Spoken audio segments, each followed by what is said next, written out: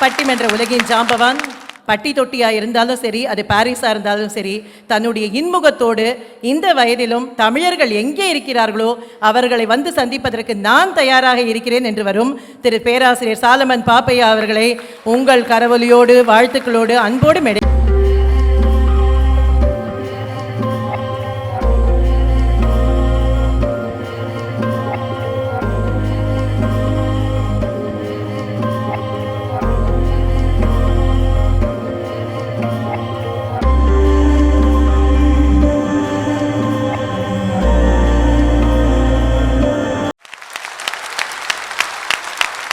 ஆளுகிறவர்களின்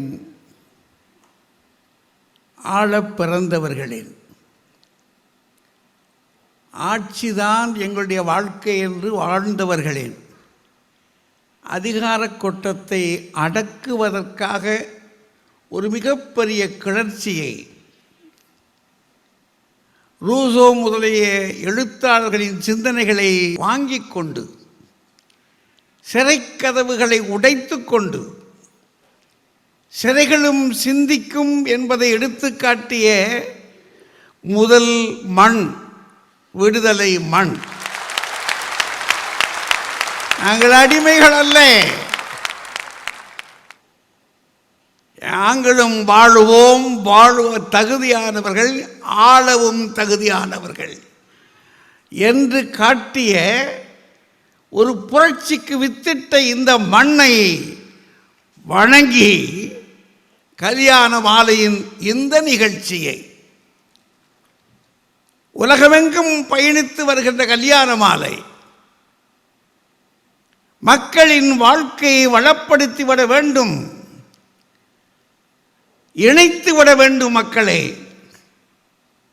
எங்கெங்கே எது தேவைப்படுகிறதோ அதை தந்துவிட வேண்டும் என்று தவம் இருந்து கொண்டிருக்கின்ற கல்யாண மாலை மக்கள். அவர் சிரிச்சிட்டா போதும், எல்லாருக்கும் ஒரு நம்பிக்கை வந்துடுது. மோகன் இருக்கிறாரே, சிரிப்புல மட்டும் இல்லை, நீங்க கேட்டது மாதிரியே கிடைக்கும். ஒரு வாக்கு பலிதம் தருகிற மனிதன். அவர் சொல்ல கேட்ட உடனே அப்பவே பொண்ணு நினைக்கிறா மாப்பிள்ளை கிடைச்சிட்டதா, மாப்பிள்ளை நினைக்கிறாரு பொண்ணு வந்துருச்சு அப்படின்னு. அப்படி ஒரு மாய வித்தைக்காரர் நம்முடைய கல்யாண மாலை மோகன் அவர்கள்.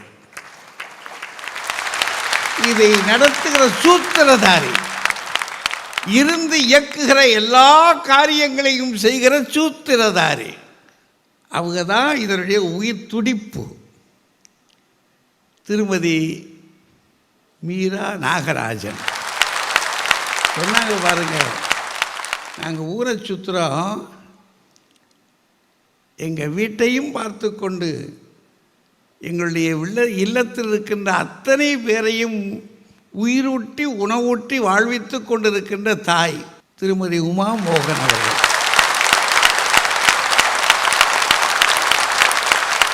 இவர்கள் எடுத்துக்கொண்ட முயற்சிக்கு உயிர் தந்து கொண்டிருக்கின்ற, இணைந்து பணியாற்றி கொண்டிருக்கின்ற அவர்களுடைய பொறியாளர்கள், நிபுணர்கள், அன்பர்கள், நண்பர்கள், அவர்களுடைய குழுவினர், இவர்கள் எல்லாருமாக செய்து கொண்டிருக்கின்ற இந்த வேலையை வரவேற்று இது வேண்டும் என்று எதிர்பார்த்து கை கொடுக்கின்ற கரங்கள், வள்ளல் பெருமக்கள், அவர்களை அழைத்து இதை செய்யுங்கள், நாங்கள் உங்களோடு இருக்கிறோம் என்று சொல்லியிருக்கின்ற இந்த பாரிஸ் மாநகரத்து மக்கள், வள்ளல் பெருமக்கள், அவர்களோடு கூட இணைந்து இதற்கு எல்லா வகையான உதவிகளையும் செய்திருக்கின்ற செயல் வீரர்கள். சாப்பாடு கடைக்கு போனால் சரவணன் சிரிக்கிறார், பராக் பராக்குன்னு வந்துட்டா போதும், அந்த கடையை ஆடுது அப்படியே. அவர் ஒரு பக்கம், அந்த பக்கத்தில் இங்கே பாருங்க விஜயா ஐயா அவங்க அது என்ன அழகாக நிதானமாக நிறுத்தி எங்களை பார்த்து அப்படி சிரித்து நல்லா நடக்கணும் நல்லா நடக்கணும், அதுக்கு எல்லா வகையான உதவிகளும். அவர் ஒரு பக்கம், திரு மணிவாசகன் இருக்காரே, அடே அப்பா, இந்த பக்கம் ஓட அந்த பக்கம் ஓட, ஆட்களை அங்கங்கே அறிமுகப்படுத்த, இதெல்லாம் செய்கிற செயல் வீரர் அவர். அது தொடங்கி வச்சாரு திரு ரமேஷ் ஐயா அவங்க.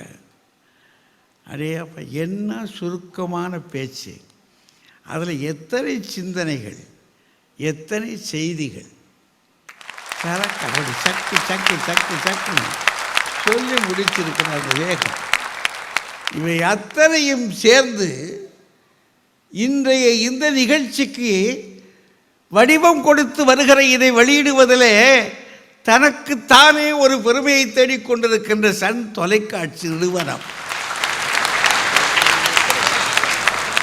அவர்களால் அல்லவா 17 ஆண்டு விழாவை தொடங்கப் போகிறது. 3,25,000 திருமணங்களுக்கு மேலே இது நடத்தி வைத்திருக்கிறது என்று சொன்னால் எளிதான காரியமாங்க, எளிதான காரியமா? கல்யாணத்தை கட்டிப்பார், வீட்டை கட்டிப்பாருன்னா 3,25,000 திருமணத்தை கட்டிட்டு இந்த மனுஷன் இப்படி சிரிக்கிறார் ஐயா. நான் ஆச்சரியாது. இத்தனை அழகாக இந்த பாரிஸ் நகரத்து மக்கள் நீங்கள் வந்திருந்ததும் இங்கே அமர்ந்திருந்த இந்த கோல காட்சியும் எங்களை வரவேற்ற காட்சி இருக்கிறதே, ஒரு திருமணம் நடத்தியது போலவே.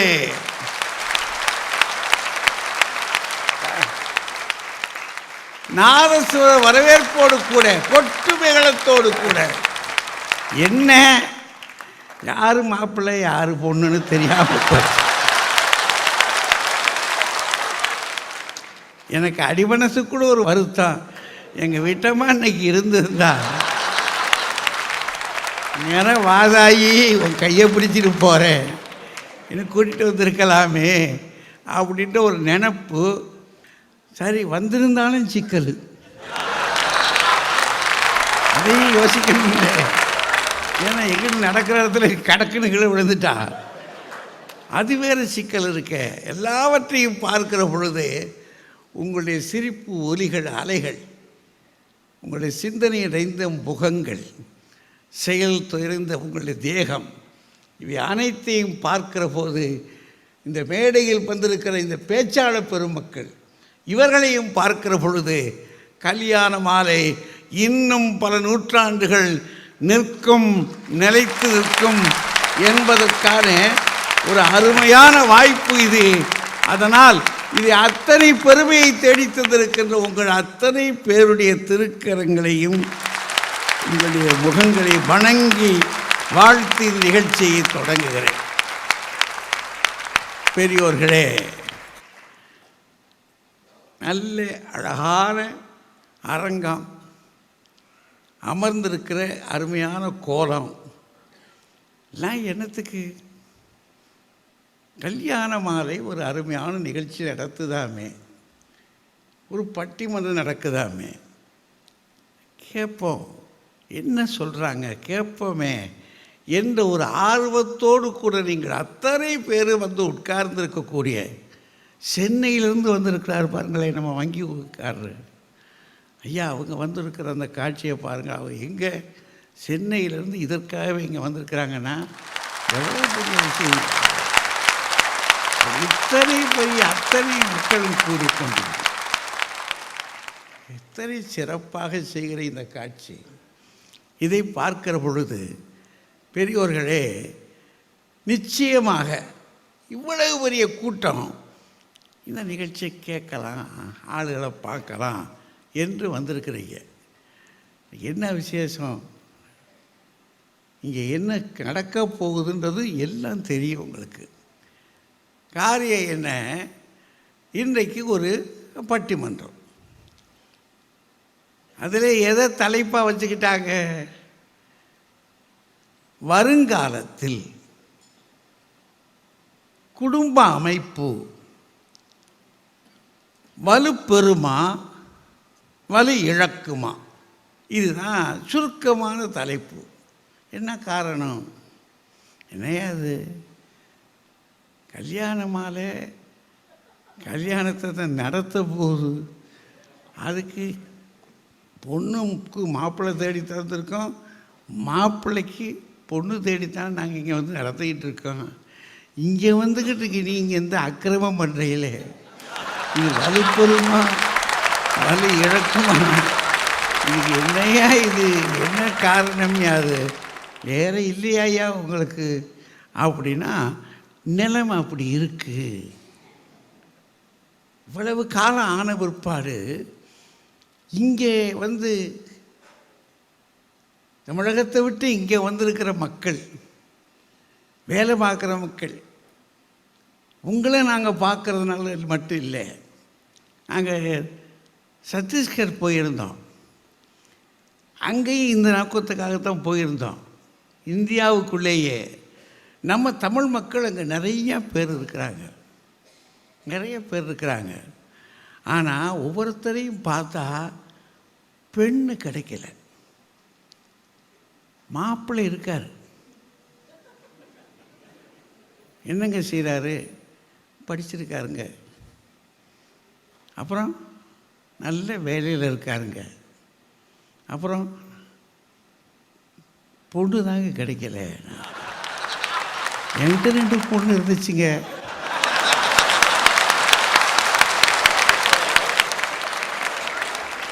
அப்போ இந்த பக்கம் நான் வந்திருக்க கூடாதா? வருங்காலத்தில் குடும்ப அமைப்பு வலுப்பெறுமா வலு இழக்குமா? இதுதான் சுருக்கமான தலைப்பு. இப்போ இன்றைக்கு இருக்கிற இந்த சூழ்நிலையில் இனி வருங்காலத்தில் குடும்ப அமைப்பு என்பது வலுப்பெறுமா? அந்த காலத்துல எல்லாம் பார்த்தா சொல்லிடுவாங்க, டே உங்கள் அத்தை மகன் உட்காந்துட்டான். அவள் பையன் சொல்லுவான், நான் அவள் உட்காரவா சொன்னேன், கட்டவே உனக்கு விவரம் தெரியாதுடா, பெரிய மனுஷி ஆயிட்டாடா அப்படின்னா தயாராகிடுச்சின்னு அர்த்தம். அப்புறம் திடீர்னு எனக்கு ஒரு வேலைகளை கிடைச்ச பிற்பாடு அவங்க வந்துடுறாங்க, என்ன நீங்கள் வாட்டுக்கு பேசாமல் இருக்கீங்க, அங்கே எம்பிட்டு நாளைக்கு இருக்கிறது கேட்டுருவாங்க. உடனே சரி இவங்க உடனே பார்த்து முடியும், வரும் போகும் கல்யாணம். இப்போ அப்படி இல்லை. அதனால தான் இனி வருங்காலத்தில் என்ன ஆகும்? சில ஊர்கள்லாம் சொல்கிறான் பையன், ஏப்பா பொண்ணு பார்த்துட்டேன், பையன் சொல்கிறேன் பொண்ணு பார்த்துட்டேன்னா அவங்க அப்பா நினைக்கிறாரு, உனக்கு இப்படி ஒரு நல்ல வாய்ப்பு வந்திருக்குடா, நான் சிக்கி சீரழியே சொல்ல முடியாது. ஆக ஒரு மாற்றம் வந்திருப்பதனால இந்த வருங்காலத்தில் குடும்ப அமைப்பு அது வலுப்பெறுமா?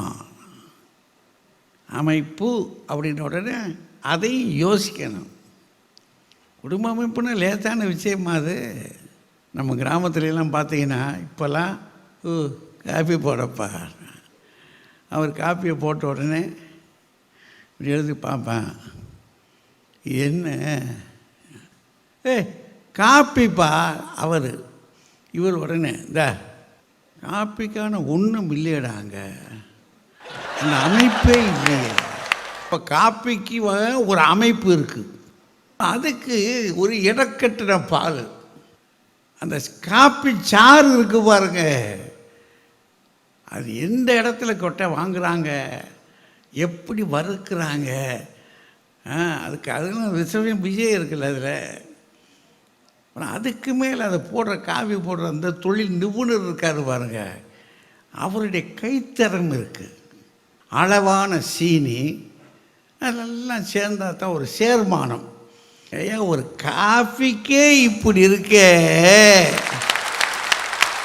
கல்யாணம்ன்றது ஆயிரங்காலத்து பயிரியா, அதில் கட்டுப்படி ஆகிறது குடும்பம். தலைமுறை தலைமுறை தோறும் உருவாகி வருகிற விஷயம் அது. அதுக்கு எவ்வளவு கட்டுப்பாடு வச்சுருப்பான், அமைப்பு வச்சுருப்பான் நம்ம ஊர்க்காரன். அவ்வளவு அமைப்புகள் இருக்கையா அதுக்கு. அதெல்லாம் அமைஞ்சிருக்கா? இந்த இலக்கணமெல்லாம் அமைஞ்சிருக்கா? அது என்ன இலக்கணம்? இப்போ நான் சொல்ல மாட்டேன், அவங்க சொல்லணும், நம்ம கேட்கணும். அதில் வலு இழக்கும் என்பவர்கள் என்ன சொல்ல காரணம் காத்துறக்காக இந்த இருக்கார் பாருங்க முன்னாடி திரு இலங்கை வேந்தன், இங்கே தொழில்நுட்ப பள்ளியினுடைய ஆசிரியர், தமிழ் கலாச்சார மன்றத்துடைய தலைவர், 11 ஆண்டுகளாக தமிழ் பாட வகுப்பு நடத்துகிறார். அவருக்கு கூட இருந்து பேசுகிறவர் அந்த பக்கம் இருக்கார் பாருங்க, ஐயா திரு முருகையா, இந்த சேர்போர்ட் பல்கலைக்கழகத்தில் தமிழ் பேராசிரியர். 30 வருஷத்துக்கு மேலாக தமிழ் மாணாக்கர்களை உருவாக்கியிருக்கார். நாங்கள் செய்த பணியை விட மிகச்சிறந்த பணியை செய்துக்கிட்டு இருக்காரு. எவ்வளோ பெருமைக்குரிய விஷயம். இந்த பக்கம் நம்ம ராஜா, சொல்லணுமா? கேட்டீங்களா? சினிமா சத்தமே வருது. சரிங்களா? உசிலம்பட்டில் தாலியை கட்டுனா இப்படி அடிக்கணும். தாலி கட்டிடான்னு சொல்கிறானா, விசில் அடிச்சிடானா, அதான் தாலியை கட்டுறான். ஆக இந்த 3 பேரும் என்ன சொல்கிறாங்க, வலு இழக்கும் அப்படின்றாங்க.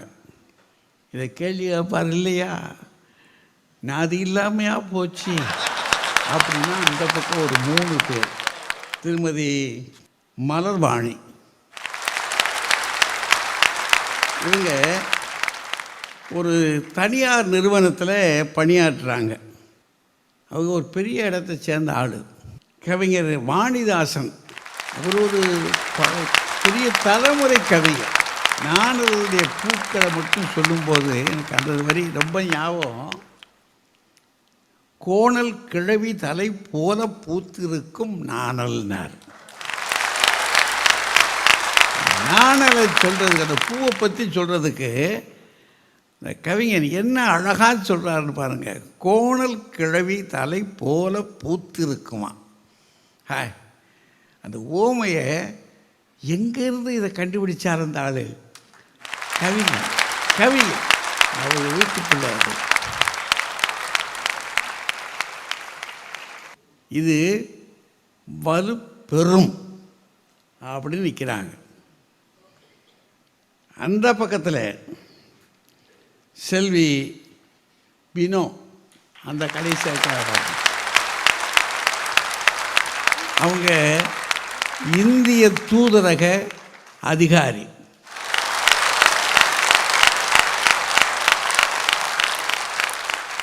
விழிகள் இல்லாமலேயே மொழிகளை கற்றுக்கொண்ட மேடை.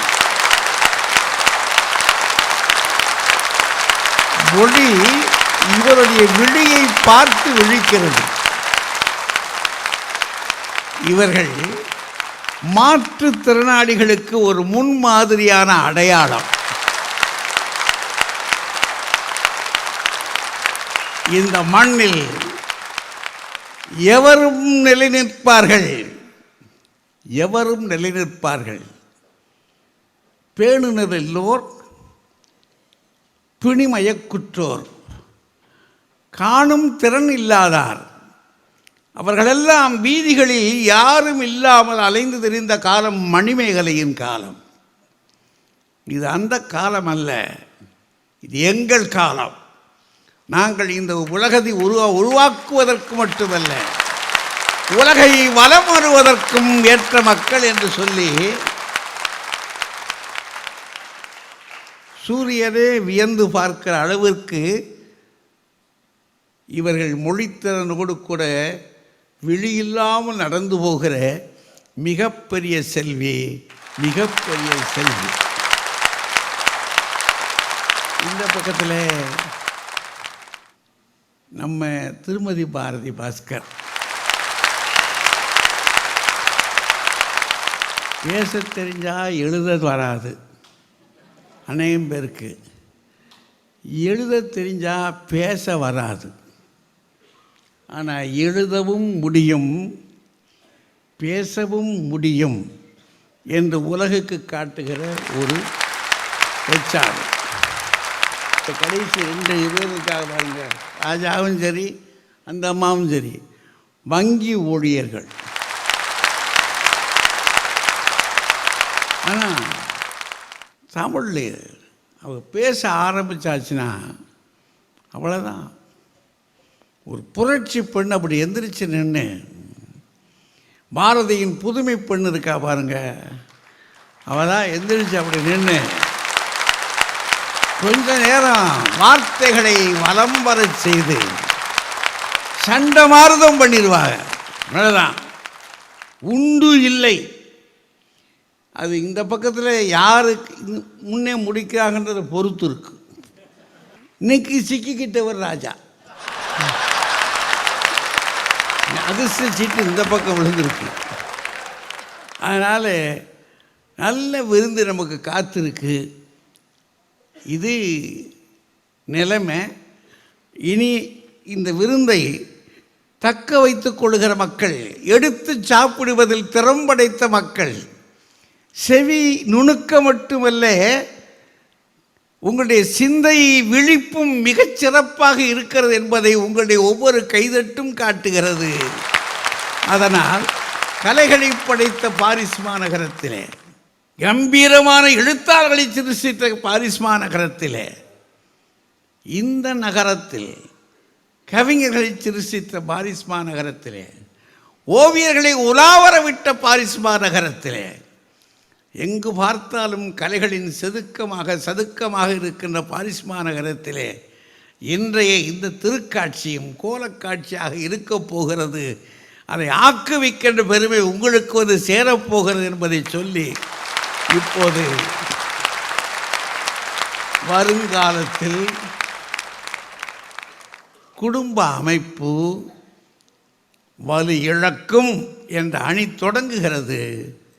திரு இலங்கை வேந்தன் அவர்கள் தன்னுடைய அணியை தக்க வைத்து கொள்ள வருகிறார். அவர் வரவும் செய்திகளை தரவும் உங்கள் சார்பிலே அழைக்கிறேன். மேடையில் வீற்றிருக்கும் நடுவர் உள்ளிட்ட சான்றோர் பெருமக்களையும் அவையில் அமைந்திருக்கும் அனைத்து நல்லுள்ளங்கள் அனைவருக்கும் என் பணிவான வணக்கத்தோடு என் உரையை ஆரம்பிக்கின்றேன். ஐயா, 3 விதமான குடும்ப சூழல்களை உங்களுக்கு எடுத்து சொல்ல விரும்புகின்றேன். ஐயா நீங்கள் பார்த்தீங்கன்னா கடந்த காலத்தில் அப்படின்னு சொன்னா எங்கள் அப்பா அம்மா குடும்ப அமைப்பு முறை எப்படி இருந்ததுன்னு சொல்லிட்டு நாங்கள் கண்கூட பார்த்து வளர்ந்த அந்த குடும்ப அமைப்பு நம்ம பண்பாட்டோட, நம்ம தமிழ் கலாச்சாரங்களோட, அதெல்லாம் நம்ம இந்தியாவில் எப்படி நம்ம பார்த்து வளர்ந்து இந்த ஊருக்கு நாங்கள் வந்திருக்கிறோம். நிகழ்காலத்தில் நீங்கள் பார்த்தீங்கன்னா நாங்கள் இந்தியாவில் வசிக்கல, புலம்பெயர்ந்து வந்துட்டோம். பணம் சம்பாரித்து இந்த ஊரில் நம்முடைய வாழ்வை செழிப்பாக அமைத்துக் கொள்வதற்காக இங்கே வந்திருக்கோம். எங்களுடைய வாழ்க்கை முறை, குடும்ப அமைப்பு இந்தியாவில் இருந்த மாதிரி இங்கே இல்லைன்றது தான் இப்போ நிகழ்கால சூழலை நான் உங்களுக்கு சொல்கிறேன். ஒரு உதாரணம் சொல்லலாம் ஐயா. இப்போ என் தாய் தந்தை தான் நாங்கள் பார்த்து வளர்ந்தோம் சின்ன வயசில். இப்போ எங்கள் அப்பா வந்து எங்கள் அம்மாகிட்ட கேட்பார், லீலா தண்ணி கொண்டா. அவங்க ஒரு மோர் சொம்பில் தண்ணி கொண்டு வந்து நிற்பாங்க. அதை வாங்கி அவர் குடிக்கிற வரைக்கும் அவங்க நிற்கணும். அங்கே குடிச்சு முடிச்சுட்டு ஐயா அந்த சொம்பு காலியை கொடுப்பார். எப்படி கொடுப்பாருன்னு கேட்டிங்கன்னா, யார்கிட்டே பேசிக்கிட்டே அந்த சொம்பை எங்கள் அம்மா கையில் வச்சு ஒரு அழுத்துவார். அவங்க வாங்கும்போது தெரியும், நீங்கள் நன்றி அப்படின்னு சொல்கிற அந்த வார்த்தைக்கு அர்த்தம் அது. இங்கே நம்ம எங்கள் மனைவியை கூப்பிட்டு, அம்மா தண்ணி கொடுமா, அந்த தண்ணி பாட்டிலை கொண்டு வந்து டேபிள் வச்சு போடுவாங்க. இதே அடுத்த ஜென்ரேஷனு ஃபியூச்சர் பார்க்கும்போது என் பொண்ணு பிரபா, அப்பா கொஞ்சம் தண்ணி கொண்டாமா, ஏன் உனக்கு கால் இல்லை? இப்போ எங்களுடைய பயமெல்லாம், நாங்கள் குடும்பத்தை நல்லா பார்த்துருக்குறோம், நிகழ்கால குடும்பம். ஏன்னா எங்களை பண்படுத்தி அனுப்பிய எங்கள் தாய்நாடு. அங்கே 25 ஆண்டு காலம் பிறந்து வளர்ந்து படித்து என்னை ஒரு பண்பாளனாக ஆக்கி எந்த நாட்டிற்கு சென்றாலும் என்னால் பிழைத்துக் கொள்ள முடியும். மொழியே தெரியாம இந்த நாட்டுக்கு வந்தான். ஒரு தொழில்நுட்ப பள்ளியில் ஆசிரியராக வேலை செய்கிறேன்னா பிரெஞ்சு மொழியில் தான் அவங்களுக்கு சொல்லிக் கொடுக்குறேன். மொழியே தெரியாமல் 25 ஆண்டுகளுக்கு முன்னாடி இந்த ஊருக்கு வந்தவன் இங்கே வந்து படித்து என்னை நான் வளர்த்துக்கிறதுக்கு காரணம் என்னன்னு கேட்டிங்கன்னா, என்னுடைய வளர்ப்பு முறை, என் தந்தை தாய் என்னை வளர்த்த விதம், நான் வளர்ந்த சூழல், என்னை சுற்றி உள்ள அந்த பாரம்பரியம் பண்பாடு, இங்கே வந்து நான் செழிப்பாக இருக்கிறேன். இப்போ என்னுடைய கவலை எல்லாம் என்ன கேட்டிங்கன்னா, இந்த செழிப்பான வாழ்க்கையில் வளர்க்கப்படக்கூடிய பிள்ளைகள் நம்ம பாரம்பரியத்தை பின்பற்றுவார்களா? குடும்ப அமைப்பு முறை ஒரு முறையாக வந்திருந்தது, இப்போ மாறிடுதுன்னு சொல்கிறேன். குடும்ப அமைப்பு முறை இப்போவே மாறி போயிருந்தா எதிர்காலத்தில் இந்த பிள்ளைகள் கடைபிடிப்பார்களா என்பது மிகவும் அச்சமாக இருக்குது. அதுக்கு 2-3 விஷயம் இந்த ஊரில் சொல்லலாம். பிள்ளைகளுக்கு தனித்தன்மை இருக்குது இந்த ஊரில். சுதந்திரம், முழு சுதந்திரம். 23 வயது கல்லூரி படிப்பு முடித்த காலத்தில் கூட நான் என்னுடைய தந்தைக்கு பின்னு தான் நிற்கணும். அவர் தான் வழிகாட்டுவார், அவர் தான் அறிவுரை கூறுவார். இப்போ 18 வயது பிள்ளைகள் இந்த ஊரில் 18 தாண்டிட்டானா நீங்கள் சொல்கிறதெல்லாம் எதையுமே கேட்க மாட்டான், அவன் சொல்கிறத தான் நீங்கள் கேட்கணும். அந்த நிலைமை தான் இங்கே பிரான்ஸில். படிப்பையும் அவன்தான் முடிவு செய்கிறான், என்ன படிக்கணும் அப்படின்னு. ஆண்களுக்கும் பெண்களுக்கும் சொல்கிறேன், தனித்தன்மை இருப்பதால் அவர்களுடைய கருத்துகள் ஒற்றுமையாக இருக்கும் வரை குடும்பம் ஒற்றுமையாக இருக்கும். கருத்து வேறுபாடு ஏற்படும் காலகட்டத்தில் குடும்பம் உடைந்து சிதறி சின்ன பின்னமாகி இந்த ஊரில் எவ்வளவு குடும்பங்கள் கஷ்டப்படுகிறார்கள் என்பது கண்கூடு அனைவருக்கும். இங்கே கொரட்டை விட்டா விவாகரத்து. அப்பா அப்படின்னா என் சம்சாரம்லாம் எப்பக்கே போயிருப்பாயா? மனைவி எதிர்த்து பேசிட்டால் அனைவர் எதிர்த்தாப்புலையும் அதுக்கு விவாகரத்து. நம்ம ஊரில் விட்டு கொடுத்து போமா அப்படின்னு சொல்லி தான் அனுப்புவாங்க. திருமணமாகி கணவன் வீட்டுக்கு அனுப்பும் போதே அனுசரித்து நடந்துக்கொள். ஆனால் இப்போ திருமணமாகி மணமகன் போனால் பெண்ணுக்கு தகுந்த மாதிரி அட்ஜஸ்ட் பண்ணி போப்பா. இப்போவே இந்த நிலைமை இருக்க, எதிர்காலத்தில் அந்த குடும்ப அமைப்புன்னு ஒன்று இருக்குமானே கேள்விக்குறியா இருக்குது எனக்கு. முதலுக்கேல மோசமாக இருக்கு. எவ்வளோ பிள்ளைகளுக்கு கல்யாணம் ஆகாமல் இருக்குதுங்க. அதுக்கான காரணங்கள் என்ன சொல்லுங்க தெரியுங்களா? பெண் பிள்ளைகள்லாம் ஃப்ரெஞ்சில் சொல்லுவாங்க பாக் புலிஸ் சாய்க்குன்னு சொல்லுவாங்க, அதாவது மாஸ்டர் டிகிரி. ஆண் பிள்ளைகள்லாம் பார்த்தீங்கன்னா படிச்சுட்டே இருப்பாங்க, அந்த டிப்ளமாவோட போயிடுவாங்க. இவங்க 2 பேருக்கும் இப்போ கல்யாணம் பண்ணி வைக்கணும்னா படிப்பில் ஏற்றத்தாழ்வு இருக்கிறதுனால நடக்காமல் இருக்கு. அது ஒரு சிக்கல் இருக்கும், பெரிய சிக்கல் ஐயா. இங்கே ஐயா மோகன் ஐயா அவர்கள் 3,26,000 கல்யாணம் பண்ணியிருக்காங்க. அவர் பண்ணலைங்க, நல்லா சொன்னீங்களா? நீங்கள் பக்கத்தில் வீட்டுக்காரமாக இருக்காங்க, பண்ணி வைத்திருக்கிறார்கள். அது சொல்லுங்க. ஆனால் பாரிஸில் ஒரு 30 கல்யாணமாவது ஐயா பண்ணிட்டு போயிடணும் அப்படின்றது என்னுடைய தாழ்மையான கருத்து. எவ்வளோ தந்தைகள் எவ்வளோ தாய்மார்கள்லாம் வந்து கண்ணீர் விடுறாங்க, என் பிள்ளைக்கு 30 வயசு ஆகி போச்சு திருமணம் நடக்கலைன்னு. இவங்கெல்லாம் எப்போ அவங்க திருமணமாகி குடும்ப அமைப்பை ஏற்படுத்த போகிறாங்க? இப்போலாம் திருமணம் முடிவு பண்ணுறதுக்கு முன்னாடியே என்ன பண்ணிடுறாங்க தெரியுங்களா? கல்யாணம் ஓகே முடிஞ்ச உடனே அப்பார்ட்மெண்ட் ரெடி பண்ணி பிள்ளைங்க தனியாக வச்சிடணும். கூட்டு குடும்பங்களாக இந்தியாவில் வாழ்ந்து அந்த தோப்புகளாக இருக்கும் பொழுது தான் நம்ம அனைவரும் ஒற்றுமையாக இருப்போம், ஒவ்வொருத்தவங்களுக்கும் உதவியாக இருப்போம். அதே தனித்தனியாக போயிட்டோம்னா புயல் அடித்தா தனி மரம் எல்லாம் சாஞ்சிடும். இந்த அரிய வாய்ப்பளித்த அனைத்து நல் உள்ளங்களுக்கும் நன்றி பாராட்டி அமைகிறேன். நன்றி, வணக்கம். இலங்கை வேந்தனுக்கு தண்ணி கொண்டு வர்ற விவகாரம் இருக்கு பாருங்க, அங்கேயே ஒரு வில்லங்கம் வந்துருச்சு அப்படின்னு ஆரம்பிச்சிட்டார். அவங்க அப்பா உட்கார்ந்துருக்க, அவங்க அம்மா எடுத்துகிட்டு வர அதை சொம்பில் கொண்டாந்து கொடுக்க இவர் குடிச்சிட்டு ஒரு நன்றி சொல்லாமல் கையில் அப்படின்னு அழுத்தினார்னா அப்படின்னாருனா அந்த அழுத்தத்தில் நன்றி சொல்கிறாராம். எப்படி கண்டுபிடிச்சிருக்காரு பாருங்க அது அவங்க 2 பேருக்கும் வீட்டுக்காரருக்கும் அந்த வீட்டுக்காரம்மாவுக்குமே இருக்கக்கூடிய ஒரு பரிபாஷையை இவர் கண்டுபிடிச்சிருக்காரு. காரணம் என்னென்னா இவரும் இப்போ அந்த வீட்டில் தொடர்ந்து நடத்திக்கிட்டு இருக்காரு. அவங்க வீட்டுக்காரம்மாவை கேட்டால் தெரியும், அதை அப்படி கொடுத்து அப்படி அழுத்துறாரு. ஆனால் எதிர்காலம் என்ன ஆகும்? அதனால் இவருடைய கணிப்பு எப்படி சுற்றி வருது? பிள்ளை பிழைக்காது, எதிர்காலத்தில் குடும்பம் அமைப்பு வலுப்பெறாது அப்படின்னு நல்ல, அதாவது இங்கே வந்து தமிழ் பேசுவதற்கு உங்களுக்கு வாய்ப்பு குறைச்சல். அது வகுப்பு நடத்துகிறதே ஃப்ரெஞ்சில் போய் நடத்திக்கிட்டு இருக்கார். அப்போ எப்படி இருக்கும்? அவர் இந்த மேடையில் ஏறி தமிழை இவ்வளவு தெளிவாக சொல்லியிருக்கிறாருன்னு சொன்னால் அவரை பாராட்டணும், வாழ்த்தணும்.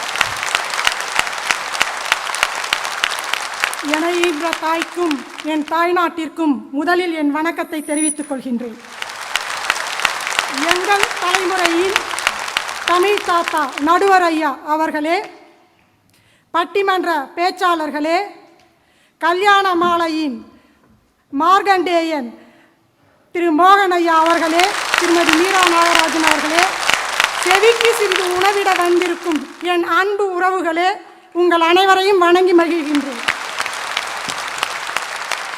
ஐயா, என்னுடைய இனிய நண்பர் இங்கே வந்து புலம்பிட்டு போனார். அவங்க அம்மா கையில் தண்ணியை வைப்பாங்களாம், இன்னைக்கு அவங்க மனைவி எடுத்துன்னு வந்து கொடுக்குறாங்களாம், நாளைக்கு என் பிள்ளை என்ன செய்வா அப்படின்ட்டு புலம்பிட்டு போயிருக்கிறாரு. அவருக்கு ஒரு சின்ன ஒரு பதில், அன்னைக்கு உங்கள் அம்மா என்ன வேலைங்க செஞ்சாங்க? இன்னைக்கு உங்களுடைய மனைவி உங்களின் சுமையை தோள் கொடுத்து தூக்கி கொண்டிருக்கின்றாங்க. சம்பளத்தை வாங்கி வீட்டில் வச்சுக்கின்னு அதுல வசதி வாய்ப்புகளை வாங்கிக்கின்னு இன்னைக்கு வந்து எனக்கு மனைவி சரியில்லை புள்ள சரியில்லைன்னு சொன்னா இது நியாயமா? என்னையா அழுகிறீங்க? ஆமா, வெரி சாரிங்க நண்பரை, வெரி வெரி சாரி.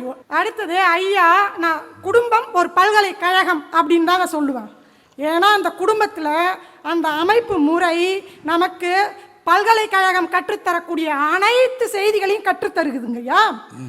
அன்பு, ஒழுக்கம், கட்டுப்பாடு, காதல் எல்லாத்தையும் அந்த குடும்பம் கற்றுத்தருதுங்க ஐயா. அப்படி இருக்கும்போது நீங்கள் குடும்ப அமைப்பு முறை வலுப்பெறாதுன்னு நீங்கள் சொல்லிக்கிட்டு இருந்தீங்கன்னா இது நியாயமான பேச்சா? கிடையாது. பிள்ளைங்களை ஏங்க நீங்கள் குறை சொல்லிக்கினே இருக்கிறீங்க? பிள்ளைகள் இன்றைக்கு தன்னம்பிக்கை மிகுந்த பிள்ளைகளாக இருக்கிறாங்க. அன்னைக்கு நமக்கு நம்முடைய தாய் தந்தை பாட்டன் பாட்டி இவங்க தான் நமக்கு வழிகாட்டினாங்க. இன்னைக்கு சின்ன ஒரு கனிப்பொறியை கையில் வச்சுக்கின்னு உலகம் ஃபுல்லாக அவன் சுற்றி வராங்க. அவன் தன்னம்பிக்கை நிறைந்த ஒரு மனிதனாக மாறணும்னு நினைக்கும் போது நீங்கள் ஏன் அதுக்கு தடை போடுறீங்க? அவன் விருப்பப்பட்டதை படிக்கட்டும், அவன் விருப்பப்பட்டதை செஞ்சுக்கட்டும், நீங்கள் ஏன் தடை போட்டுக்கின்னு இருக்கிறீங்க? தடையை போட்டுட்டு நீங்கள் சொல்கிறத அவன் கேட்கலன்னு சொன்னால் என் பிள்ளை நாளைக்கு வலு இழந்துடும், குடும்ப அமைப்பு வலு இழந்துடும் சொன்னீங்கன்னா இது சரி வராது. இது எப்படி தெரியுமா இருக்குது? குடும்பம்னா மேடு பள்ளம் எல்லாமே இருக்குந்தாங்க. இது என்ன தேசிய நெடுஞ்சாலையா நேர்கோட்டில் போய்கினே இருக்கிறதுக்கு? இல்லையே, இந்த வளைவு நெளிவு எல்லாம் சேர்ந்தது தானே இது. இன்றைக்கு இவங்க பிள்ளைகளை பற்றி இவ்வளோ குறை சொல்கிறாங்க இல்லைங்க. இந்த குடும்ப அமைப்பை மிக வலிமையாக கிட்டத்தட்ட 3.5 லட்சம் திருமணம் செய்து வச்ச நம்மளுடைய மோகன் ஐயாவை பார்த்து எதிர்க்க வச்சுக்கின்னு இவங்க இப்படி பேசலாமா? பேசக்கூடாது. நாளைக்கு மோகன் ஐயா நாளைக்கு இவங்க பிள்ளைகளுக்கு வரம் கேட்டு வந்தால் பார்த்துக்குங்க. குடும்ப அமைப்புன்றது இன்னைக்கு கொஞ்சம் மாறி இருக்கலாம். ஏன்னா நம்ம பொருளாதாரத்துக்காக கல்விக்காக நம்ம வெளிநாடு வெளி தேசம் வெளி மாநிலம் சொல்லி போயின்னு இருக்கிறோம். ஆனால் அப்படி இருந்தாலும் குடும்ப அமைப்புன்றதை நம்ம விட்டு கொடுத்துட்டோமா? இல்லையே. குடும்பம் ஒற்றுமையாக நம்மளுடைய மனதளவில் அது ஒற்றுமையாக என்றைக்கும் நிலைச்சி இருக்குதுங்க. இன்னும் சொல்ல போனால் நான் இந்த ஊருக்கு வரும்போது என்னுடைய குடும்பத்தில் நான் முதல் பெண் தனியாக இங்கே வந்தேன். அதுவும் கர்ப்பவதியாக வந்தேன் நான். அப்படி வரும்போது எனக்கு ஆறுதல் சொல்வதற்கு, எனக்கு வந்து வழிகாட்டுவதற்கு மொழி தெரியாது, யாரும் இல்லை. என்னுடைய தந்தை வாரம் வாரம் எனக்கு ஒரு லெட்டர் எழுதுவாருங்க. என்னை ஊக்கப்படுத்தி உற்சாகப்படுத்தி தன்னம்பிக்கை கொடுத்து எனக்கு கடிதம் எழுதுவாங்க. அந்த கடிதம் தான் என்னை 20 வருடங்களாக ஊக்கப்படுத்தி இன்று இங்கு என்னை நிலைநிறுத்தி கொண்டிருக்குதுங்க. ஏங்க, குடும்ப அமைப்பு மாறிடுதுன்னா இன்னைக்கு இது ஐரோப்பா அமெரிக்காவில் குடும்பத்தோடு நம்ம வாழக்கூடிய ஒரு சூழல் இருக்குது. ஆனால் இதுவே அரபு தேசங்களில் பார்த்தீங்கன்னா இந்த அமைப்பு கிடையாது. என்னுடைய இளைஞர்கள் குடும்பத்திற்காக, உடன் பிறந்தவர்களுக்காக, சகோதரியின் திருமணத்திற்காக அங்கே வெயிலையும் மழையிலையும் கஷ்டப்பட்டு குளிர்லையும் இருக்கிறாங்க. அப்படி இருக்கக்கூடிய அந்த உறவு முறை நம்மை வலுப்படுத்துமே தவிர வலி இழக்க வைக்காதுங்க. ஏன்னா அவன் என்னுடைய அந்த இளைஞன் எதையெல்லாம் இழந்திருக்கிறான். தாயின் அன்பை இழந்து விட்டான், தந்தையின் அரவணைப்பை இழந்து விட்டான், மனைவியின் காதலை இழந்து விட்டான், மழலையின் கொஞ்சம் மொழிகளை இழந்து விட்டான், நட்பு உறவு சுற்றம் எல்லாத்தையும் இழந்துட்டு யாருக்காக அங்கே உழைச்சிக்கின்னு இருக்கிறாங்க? நம்மளுடைய குடும்பம் மேன்மேலும் வளரணுன்ற அந்த ஒரே காரணத்தாக உழைத்து கொண்டிருக்கின்ற என் இளைஞர்கள் இருக்கின்ற வரை இந்த குடும்ப அமைப்பு வலுப்பெற்றே இருக்குங்க. அதில் மாற்று கருத்தே கிடையாதுங்க. அதனால தான் என்னுடைய பாட்டன் பாரதி சொன்னான், வலிமை சேர்ப்பது தாய்மொழி பாலடா. அந்த தாய் என்ற ஒற்றை ஜீவன் இந்த மண்ணின் கடைசி வரை இருக்கும் வரை குடும்ப உறவுகள் வலுப்பெற்று தாங்க இருக்கும். நம்ம வேலைக்கு போயிட்டு வரோம், இங்கே வந்து 2 பேருமே வேலைக்கு போயிட்டு வரோம். சனி ஞாயிறில் பிள்ளைங்க வீட்டில் இருக்கோம். சனி ஞாயிறில் வேலை முடிச்சுட்டு நம்ம வரும்போது நம்மளுடைய பிள்ளைகள் ஓடி வந்து நம்மளை கட்டி பிடிச்சி, அப்பா இன்னைக்கு எப்படிப்பா இருந்தது, வேலை கஷ்டமாக இருந்ததா, அம்மா வர்றதுக்கு ட்ரெயின் இல்லாத சிரமப்பட்டியான்னு கேட்கக்கூடிய அந்த உணர்வு இருக்கின்ற வரை நம்மளுடைய குடும்ப உறவுகள் வலுப்பெற்றுதாங்க இருக்கும். என்னுடைய நண்பர், அவருக்கு 50வது பொன்விழா ஆண்டு அவங்க மனைவி கொண்டாடுறாங்க. இவர் அப்படிப்பட்ட ஒரு மனைவியை வச்சுக்கின்னு இவர் வலி இழந்துரும்னா இது நியாயமா? இது மனைவிக்கு இப்படி துரோகம் பண்றீங்களே சாமி. முதல்ல உறவு நம்ம குடும்பத்தில் மனம் விட்டு பேசணுங்க. மனம் விட்டு பேசும் பொழுது எல்லா பிரச்சனைகளும் நமக்கு வந்து சுலபமாக முடிஞ்சிடும். அந்த மனம் விட்டு பேசாததால் தான் பையனுக்கு 18 வயசு ஆகிடுச்சு, பொண்ணுக்கு 15 வயசு ஆகிடுச்சு, அவங்க நம்ம சொல்கிறத கேட்க மாட்டாங்கன்னு நம்மளே தள்ளி போய் நிற்பதால தான் பிள்ளைகள் பேசணும்னு வந்தால் கூட நம்ம என்ன செய்கிறோம், தள்ளி போய் நின்றுடுறோம். அதனால் நம்ம மனம் விட்டு பேசும்போது பிள்ளைகள் நம்முடைய உணர்வுகளை புரிந்து கொள்வார்கள், அவர்களுடைய உணர்வுகளை நாம் புரிந்து கொள்ள முடியும். அப்படி புரிந்து கொள்கின்ற பட்சத்தில் கண்டிப்பாக இளைய சமுதாயம் நம்முடைய உணர்வுகளையும் நம்முடைய குடும்ப அமைப்பையும் அடுத்த தலைமுறைக்கு கொண்டு செல்லுங்க.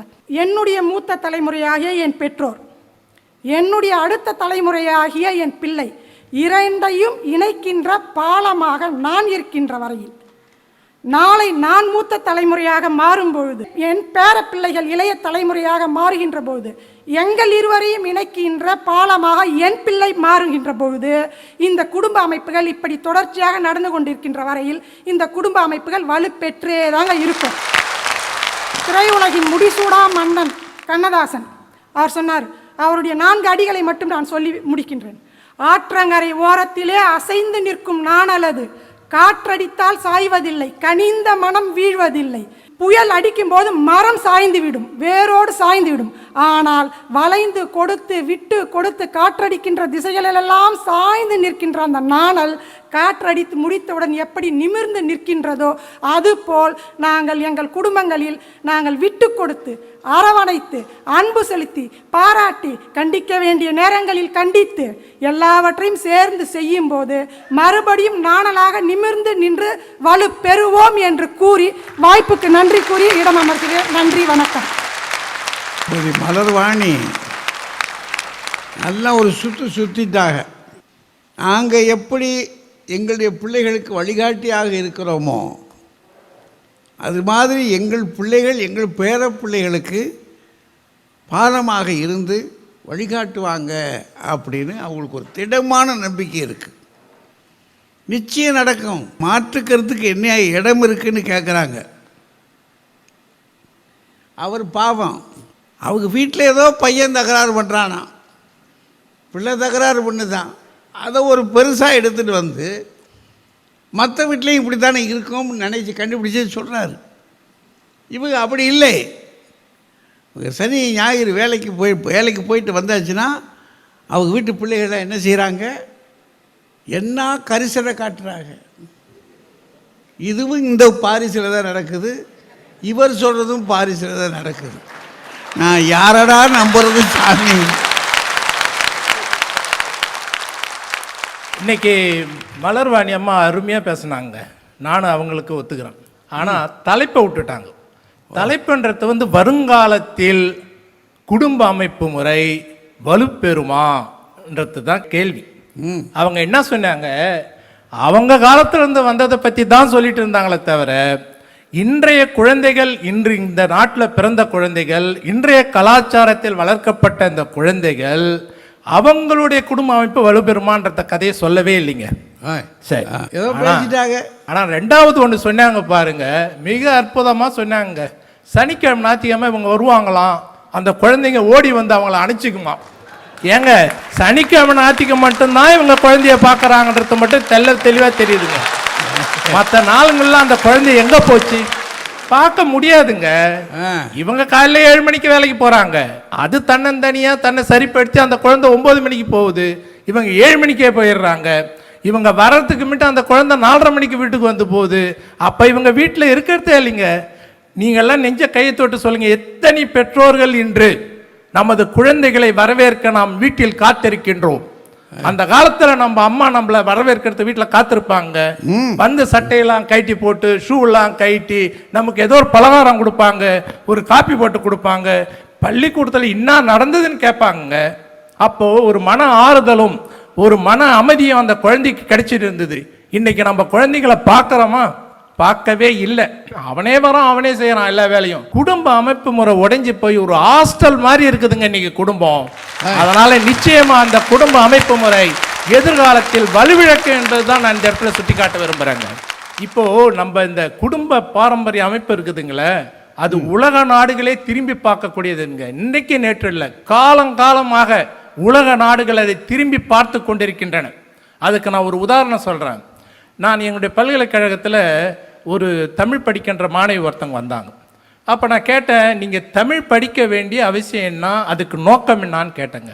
அவங்க ஃபின்லாண்ட்லேருந்து வந்திருக்கிறாங்க. அது வேற எனக்கு ஒரு பெரிய ஆச்சரியம். ஐரோப்பிய தேசத்தில் வந்துருக்கிறாங்க, பிரெஞ்சு மாணவி இல்லை. அப்போ அவங்க சொன்னாங்க, நான் ஒரு தமிழ் பையனை காதலிக்கிறேன், அவனை தான் திருமணம் செஞ்சுக்க போகிறேன், அதனால் எனக்கு இந்த தமிழ் மொழியும் கலாச்சாரமும் வேணும். அதுக்கு மேலே ஒன்று சொன்னாங்க பாருங்க, உங்களுடைய குடும்ப அமைப்பு முறை, அதில் உள்ள கலாச்சாரம் என்னை வெகுவாக கவர்ந்து இருக்குது, நான் அந்த கலாச்சாரத்தில் உள்ள புகுந்து வாழ விரும்புகிறேன்னு சொன்னாங்க. ஆனால் நம்ம தமிழ் கலாச்சாரத்திலே பிறந்து வளர்ந்து கணவன் மனைவிக்குள்ள சிறு சிறு விகல்பம் காரணமாக நாம் என்ன செய்கிறோம், நம்ம உறவுகளை முறித்து கொண்டு வெளியே வர ஆரம்பிக்கின்றோம். மலர்வாணி கூட சொன்னாங்க அருமையாக, விட்டு கொடுக்குற மனப்பான்மை எங்களுக்குள்ளே இருக்குதுங்க அந்த குடும்ப முறையிலேருந்து. இன்றைக்கி எத்தனை குடும்பங்களில் விட்டு கொடுக்கக்கூடிய மனப்பான்மை இல்லை. ஏன்னு கேட்டிங்கன்னா, அங்கே தனி மனித சுதந்திரம் காபந்து பண்ணுறது, ஜனநாயக அமைப்பு நம்ம குடும்பத்துக்குள்ளே இப்போ தற்காலத்தில் வந்து நுழைஞ்சிடுச்சிங்க. அதில் நீயும் பெரியவங்க தான், நானும் பெரியவங்க தான் என்ற ஒரு எண்ணம் அங்கே இருக்குது. இந்த ஈகோ இருக்கிறதுனால தான் பல குடும்பங்கள் விவாகரத்தை நோக்கி நகர்ந்து கொண்டிருக்கின்றன. ஒரு ஆள்கிட்ட இருந்த ஈகோ இப்போ 2 பேர்கிட்ட இருக்குன்றீங்க. ஆமாங்க. இறுதியாக நான் ஒன்றை சொல்ல ஆசைப்படுகின்றேன். இன்றைய சூழ்நிலையில் உலகத்தையே தங்கள் பால் அமைத்து கொண்டிருக்கும் கல்யாண மாலை நிகழ்ச்சியானது இன்னைக்கு 800 எபிசோடுகளை கடந்து இருக்குதுங்க. 3.5 லட்சம் பேருக்கு திருமணங்களை செஞ்சு வச்சிருக்கின்றாங்க. ஆனால் அது திருமணம் இந்த பெருமைப்படக்கூடிய, உலகமே வியக்கத்தக்கக்கூடிய ஒரு விஷயத்தை செஞ்சிருக்கிறாங்க. திருமதி நாகராஜன் மீரா அவர்களும் திரு மோகன் அவர்களும் இதற்கு அவர்கள் மிகவும் பாராட்டப்படக்கூடியவர்கள். ஆனால் நான் ஒரே ஒரு கேள்வி அவர்கள் முன்வைக்கின்றேன், ஒரு சவாலை அவர்களிடம் முன்வைக்கின்றேன். உங்களால் இந்த பிரெஞ்சு தேசத்திலே ஒரு 3 கல்யாணங்களை நீங்கள் செய்ய முடியுமா என்றால் அது முடியவே முடியாது என்று நான் கூறுகின்றேன். என்ன சொல்ல வர்றீங்க? இல்லையா, இந்தியாவில் பிறந்த ஆண்கள் ஆணாதிக்கத்தினுடைய தங்க கம்பிகள்ங்க. அவங்க எல்லாம் கடைசியில் உங்க விஷயம் அங்கெல்லாம் நிற்கிது. அந்த தங்க கம்பிகளை இன்று பிரெஞ்சு கலாச்சாரத்தின்படி தனி மனித சுதந்திரமும் கணவன் மனைவி உறவுன்றது நட்பின் அடிப்படையில் இருக்குதுங்க. இந்த 2 வேறுபட்ட ஒரு கலாச்சாரம் எப்படி ஒன்றிணைக்க முடியும்? அதனால தான் இங்கே உள்ள குழந்தைகள், இங்கே உள்ள பிள்ளைகள் என்ன சொல்கிறாங்க கேட்டால், எங்களுக்கு இந்தியாவிலிருந்து வரக்கூடிய மணமகனும் மணமகளை தேவையில்லை, எங்கள் உள்நாட்டில் எங்களை மாதிரி குடும்பத்தில் இருப்பவர்கள் இங்கே பழகியவர்களே எங்களுக்கு போதும் என்று கூறிக்கொண்டு இந்த திருமண அமைப்பில் கூட குறுக்கீடுகள் இருப்பதால் அந்த நமது குடும்பம் வலுவிழுவதற்கு பெருவரையான வாய்ப்பு இருக்குது என்று எடுத்து சொல்கிறேன். நமது பாரம்பரியமிக்க இந்த குடும்ப முறை வலுப்பெற வேண்டும் என்பதுதான் என் எண்ணமும் ஆசையும். ஆனால் இன்றைய கலாச்சார மாற்றங்கள், பண்பாட்டு மாற்றங்கள் அவற்றை வெகுவாக வலுவிழக்க செய்யும் என்பதை வருத்தத்துடன் தெரிவித்துக் கொண்டு வாய்ப்பளித்த அனைவருக்கும் நன்றி கூறி விடைபெறுகிறேன். நன்றி, வணக்கம். இந்த ஊரில் பிறந்திருக்கிற பையன் பிள்ளை அதில் ஒரு 3 திருமணத்தை நீங்கள் நடத்தி காட்டுங்க பார்ப்போம் அப்படின்னு கேட்க, நீங்கள் எல்லாரும் தட்டின கைதிட்ட பார்த்தா இவர் சொன்னது எவ்வளவு சத்தியமான வார்த்தைன்றது தெரிஞ்சு போச்சே. அவர் ஒன்றும் பொய் சொல்லலை, அவர் ஒரு உண்மையை சொல்லியிருக்காரு. ஏன், இங்கே பிறந்திருக்கிற பையனும் இங்கே பிறந்திருக்கிற பிள்ளையும் உங்களுக்கு கட்டுப்பட மாட்டாங்க. ஏன், அவங்க எங்களுக்கே கட்டுப்பட அப்படின்ற ஒரு விஷயத்தை போட்டு உடைச்சிட்டார், உறுதி அளிக்கிறார். வலுப்பெற வேண்டும் என்பதில் எனக்கு விருப்பம் இருக்குது, ஆசை இருக்குது. தாசில் பண்ண அதிர்ஷ்டம் இருக்குது, கழுத மேய்க்க நிலைமை அப்படி இருக்கையா அப்படின்னு அவர் சொல்கிறத பார்த்தா ரொம்ப கச்சிதமாக அடிக்கிறார். ஓங்கி நம்ம ஊர் பண்பாட்டெல்லாம் இங்கே ஒன்றும் எடுக்கலையா, நடக்காத காரியம், முடியலை அப்படின்னு அழுது புலம்பல். அவர் மனசு இருக்கக்கூடிய ஆற்றாமை எல்லாம் ஒரு பேராசிரியர் என்ற முறையில் பார்த்த பார்வையில் தெளிவாக சொல்லிட்டார். சும்மா நீங்கள் பாட்டுக்கு உணர்ச்சி வசப்பட்ட பேச்சாளர்களாக இருக்காதீங்க அப்படின்ற மாதிரி கச்சிதமாக அடிச்சினார். அதனால் ஒரு பேராசிரியராக என்ன சொல்லணுமோ அதை மிகச்சரியாக எடுத்து சொன்ன அவருக்கு நன்றி, வாழ்த்துக்கள். இப்போ என்ன செய்ய, மனுஷன் இப்படி 3 திருமணத்தையாவது அப்படின்னு சொல்லிவிட்டாரே, அதை செய்கிறதுக்காகத்தான் இங்கே தூதராகவே வந்திருக்காங்க. தூதரகத்துக்கு இப்படியெல்லாம் சில மாற்றங்களை இந்த மண்ணிலே ஏற்படுத்த வேண்டும், சில விளைச்சலை இங்கே நடத்திவிட வேண்டும். அதாவது இவங்க அதிகாரத்துக்குள்ள அப்படியே எல்லாத்தையும் செஞ்சிட முடியும்னு சொல்ல முடியாது. பார்க்கறதுக்காக வந்திருக்கக்கூடிய ஒரு பெண்ணு வினோ, அவங்க இப்போ பேசின பேச்செல்லாம் கேட்டிருக்காங்க. வாங்க பார்த்து வாங்க, வாங்க வாங்க.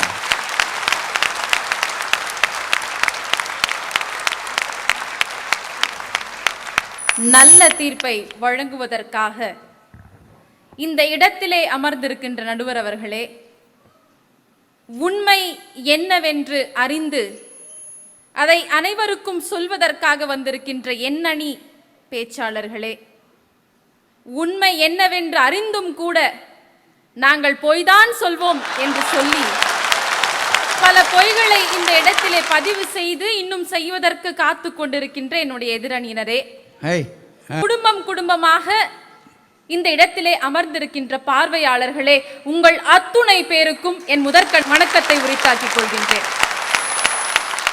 நடுவர் அவர்களே, இந்த குடும்ப அமைப்பு இருக்குது இல்லைங்களா, இந்த குடும்ப அமைப்பு ஒரு பசியை போன்றது, ஹங்கர். ஒரு காலத்துல, அதாவது கொஞ்ச நாட்களுக்கு முன்பாக டெய்லி ஒரு நாள் காலையில் இட்லி இருக்கும், வீட்டில் தோசை இருக்கும், ஒரு நாள் உப்புமா இருக்கும், ஒரு நாள் பொங்கல் இருக்கும், ஒரு நாள் காம்பினேஷனில் வேற இட்லி வடை பொங்கல் வடைன்னு வேற இருக்குங்க. ஆனால் இன்னைக்கு பொருளாதார சூழ்நிலையின் காரணமாக எல்லாரும் வேலைக்கு போறதுனால காலையில் லைட்டான பிரேக்ஃபாஸ்ட், அதே சமயத்தில் ஹெல்தியான பிரேக்ஃபாஸ்ட் சாப்பிட்டுட்டு போறாங்க. முட்டையா வச்சுட்டு சாப்பிட்டுட்டு போறாங்க, இல்லைன்னா சீரியல் சாப்பிடுறாங்க. இப்படியாக உணவு வகைகள் மாறி இருக்கிறதே தவிர பசி என்னைக்காவது மாறி இருக்குதா? நீங்க உண்மையை சொல்லுங்க நடுவர் அவர்களே. அது போலத்தான் குடும்பம் கூட, குடும்ப அமைப்பு பல்வேறு பரிமாணங்களை சந்திக்கலாம், பல்வேறு பரிமாணங்களை, அது ஒரு ஒரு வெஹிக்கல் மாதிரிங்க, ஒரு வண்டி மாதிரி. அது வந்து பல்வேறு பரிமாணங்களை கடந்து கடந்து கடந்து கடந்து செல்லலாமே தவிர பசி எப்படி மாறுவதில்லையோ அதே போல குடும்ப அமைப்பு என்னைக்குமே மாறாதுங்க, வலு இழக்காதுங்க. நடுவர் அவர்களே, உங்களுக்கு ஒரு கேள்வி. ஒரு குழந்தை உங்க முன்னாடி அழுதுகிட்டு இருந்தா நீங்க சும்மா போயிருவீங்களா, இல்லைன்னா அந்த குழந்தைக்கு என்ன தேவை அப்படிங்கறத நீங்க பாப்பீங்களா? இல்லை, வசதியான பிள்ளையா இருந்தா. நடுவர்களே, ஒரு குழந்தை அழுகிற பொழுது நமக்கெல்லாம் என்ன வருதுங்க? ஒரு பதபதைப்பு வருகிறது இல்லைங்களா? ஒரு மனிதன் என்பவன் இயல்பாகவே ஒரு குழந்தை அழுவதை தாங்க முடியாமல் பதபதைத்து, அந்த குழந்தைக்கு எனக்கு என்ன வேணும்னு பார்த்து பார்த்து பண்றவங்க, மற்றவர்களை பார்த்து கொள்ள வேண்டும் என்கின்ற ஒரு அணு, அந்த ஜீன்ஸ்னு சொல்வாங்களே, அந்த அணு வந்து இந்த மனிதனுக்கு அவனுடைய காலம் காலமாகவே ஜெனரேஷனாவே அவனுக்குள்ள ஊறி இருக்கிறதுங்க. மற்றவரை பார்த்து கொள்ள வேண்டும், கேரிங் இருக்குது இல்லையா? நான் கேர் பண்ணிக்கணும் யாரையாவது. நான் சோஷியல் அனிமலுங்க, நான் சும்மா ஒரு ஜடமோ, நான் அப்படி கிடையாது. இதையெல்லாம் விட்டுட்டு, குடும்ப அமைப்பெல்லாம் விட்டுட்டு மனிதன் போய் தனியா ஏதோ காட்டுக்குள்ள உட்கார்ந்துருப்பான்னு சொல்றாங்களே, இதெல்லாம் நியாயமாங்க? எப்படிங்க குடும்பம் வலு இழக்கும்னு நீங்க சொல்லுவீங்க? என்னையா பேசுறீங்க நீங்க? பேசுறீங்க நடுவர் அவர்களே, நீங்கள் பேராசிரியர் தானே, நீங்க நிறைய கொஸ்டின் கேட்டிருப்பீங்கல்ல உங்க மாணவர்கள் கிட்ட. நான் இப்போ உங்ககிட்ட கேட்டுக்கிட்டு இருக்கேன். இப்போ நான் உங்களுக்கு ரெண்டாவது கொஸ்டின் கேக்குறேங்க. மே ஜூன் மாசத்துல நம்ம ஊர்ல ஸ்கூல்ல காலேஜ்ல நீங்க போனா இடம் கிடைக்குமா கிடைக்காதா? கிடைக்காது. கிடைக்காது இல்லைங்களா? நடுவர் நல்லவருங்க, எப்பயுமே உண்மைதான் சொல்லுவாரு. அப்படின்னா மே ஜூன் மாதங்களில் தன்னுடைய குழந்தையை ஒரு நல்ல ஸ்கூல்லையும் நல்ல காலேஜ்லயும் சேர்த்து படிக்க வைக்க வேண்டும் என்று ஒவ்வொரு தந்தையும் தாயும் துடித்து கொண்டிருக்கிறார்களே, அப்போ குடும்பம் எப்படி செதஞ்சிரும் நீங்க சொல்வீங்கங்க? இந்த கேரிங், என்னுடைய குழந்தை நல்லா படிக்கணுங்க, சபையில் முந்தி இருப்ப செயல் தந்தை மகற்காற்றும் உதவின்னு சொன்னாங்களே, என்னுடைய மகன் அவையிலே முந்தி இருக்க வேண்டும், என்னுடைய மகள் அவையிலே முந்தி இருக்க வேண்டும்னு நினைச்சு அந்த தாயும் தந்தையும் எவ்வளவு கஷ்டப்படுறாங்க. என்னைக்கு நம்ம ஊர் ஸ்கூல்லயும் காலேஜ்லயும் இடத்துக்கு டிமாண்ட் குறையுதோ அன்னைக்கு சொல்லுங்க இந்த எதிரணியினரை, குடும்பம் வலு இழக்கும் என்று, குடும்ப அமைப்பு வலு இழக்கும்னு அன்னைக்கு நான் ஒத்துக்கிறேன். அன்னைக்கு வரைக்கும் நான் சத்தியமா ஒத்துக்க மாட்டேன். ஐயா, எதிரணியில இருக்கிறவங்க நிறைய விஷயங்கள் சொன்னாங்க, ஆனா ஒரே ஒரு விஷயம் மட்டும் எனக்கு புரியலங்க. உங்களுக்கு மூணாவது கொஸ்டின் நடுவர் அவர்களே, கேளுங்க. பாரதியாரும் பாரதிதாசனும் எதை பற்றி பேசினார்கள்? பெண் சுதந்திரத்தை பற்றி பேசினார்களா, ஆண் ஆதிக்கத்தை பற்றி பேசினார்களா? பெண் சுதந்திரம் தான் பேசினாங்க. அப்போ ஒரு பேராசிரியராக இருக்கின்ற முருகையா சார் எப்படி வந்து ஆண் ஆதிக்கத்துக்கு சப்போர்ட் பண்ணி பேசுறாரு எனக்கு புரியலங்க. அதுவும் பாண்டிச்சேரியில இருந்து வந்துட்டு, கணவனும் மனைவியும் இன்னைக்கு இருக்கிற காலகட்டத்திற்கு ஏற்ப வேலையை பிரிச்சு செஞ்சுக்கிறாங்க. ஒருத்தர் காய்கறி வெட்டினா ஒருத்தர் வந்து அடுப்புல அதை போட்டு பொங்க வச்சு எதையும் ஒரு வெஜிடபிள் கறி பண்ணிடுறாங்க இல்லைங்களா? ஒரு காலத்துல வந்து தாய் மட்டுமே பெண் மட்டுமே வீட்டில் சமைத்து கொண்டிருக்க வேண்டும் என்கின்ற அந்த நிலை மாறி இன்னைக்கு ரெண்டு பேரும் வேலைக்கு போயிட்டு வரதுனால அட்ஜஸ்ட் பண்ணி ரெண்டு பேருமே நீ இந்த வேலையை செஞ்சினா நான் அந்த வேலையை செய்துக்கிறேன் அப்படின்னு சொல்லி பகிர்ந்து வாழக்கூடிய நிலைமை இருக்கின்ற காலத்திலே பெண் சுதந்திரம் அழகாக அதனுடைய சிறகுகளை விரித்துக் கொண்டிருக்கின்ற இந்த காலத்திலே குடும்ப அமைப்பு வருங்காலத்தில் வலு இழக்கும் என்று சொல்கிறார்களே, எப்படிங்க இது சரியா வரும்? இன்னைக்கு என்னை போன்ற இளைஞர்கள்லாம் இந்த ஊருக்கு வந்திருக்காங்க. நாங்கெல்லாம் வந்து நிறைய வாட்டி ரீசார்ஜ் பண்ணிட்டோம் போனை. எதற்காக? வீட்டில் இருப்பவர்களுக்கு பேசுவதற்காக, இந்தியாவில் இருக்கிறவர்கிட்ட பேசுவதற்காக. அப்பனா இளைஞர்கள் எப்படி குடும்பத்தை மறந்து விட்டார்களா? இல்லையே. அப்ப குடும்ப அமைப்பு குலைஞ்சு போயிடும்னு சொல்றாங்களே, எப்படிங்க இது நியாயம்? நடுவர் அவர்களே, உங்களுக்கு அடுத்த கேள்வி, நாலாவது கேள்வி. எத்தனை ஸ்டூடெண்ட்ஸ் நீங்க கேள்வி கேட்டிருப்பீங்க, நான் உங்களுக்கு இன்னைக்கு நாலாவது கேள்வி. அந்த பாவத்துக்கெல்லாம் இப்ப நான் தண்டிக்கிறேம்மா. என்னை போன்ற இளைஞர்களை பார்த்த பிறகுமா இன்னும் எதிரணியினர் அவர்கள் எடுத்திருக்கின்ற ஒரு மாயமான முடிவிற்கு வந்து கட்டுப்பட்டு நான் வந்து பொய்யதான் பேசுவேன்னு என்னை மாதிரி இளைஞர்களை பார்த்த பிறகும் ஏன் அமர்ந்திருக்கிறார்கள்? அதற்கு நீங்க பதில் சொல்லுங்க. அது அவங்களதாம்மா கேட்கணும், நான் சொல்ல முடியாதுல்லம்மா. நடுவர் அவர்களே, என்னுடைய தாய் 6 மணி நேரம் எனக்காக படித்தார்கள். நான் IAS எக்ஸாம்ல பாஸ் பண்ணணும்.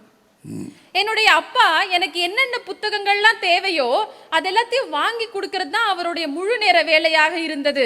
அப்படின்னா ஒரு தாயும் தந்தையும் செதுக்கிய ஒரு குழந்தை நான் ஐஏஎஸ் எக்ஸாம் பாஸ் பண்ணி இன்னைக்கு இந்தியாவின் முதல் பார்வையற்ற வெளியுறவுத்துறை அதிகாரியாக மாறி இருக்கிறேன் என்று சொன்னால் நான் மட்டும் இல்லைங்க, என்னை போன்ற இளைஞர்கள், என்னை போன்ற பல்வேறு இளைஞர்கள் பல்வேறு இடங்களில் சாதனைகள் புரிந்து கொண்டிருக்கிறார்களே, அவங்க எல்லாம் நாங்க எப்படிங்க இந்த குடும்ப அமைப்பை விட்டு என்னுடைய தாயையும் தந்தையையும் தியாகம் செய்து பார்த்தவர்கள் நாங்கள் எப்படி எங்களுடைய குழந்தைகளை ஏதோ அந்த பக்கம் கடக்கட்டும் அதுங்க எப்படியோ போட்டோம் அப்படின்னு நாங்க போயிருவோமாங்க? என்னங்க பேசுறாங்க இவங்க எல்லாம்? விவரம் தெரியாம தான்.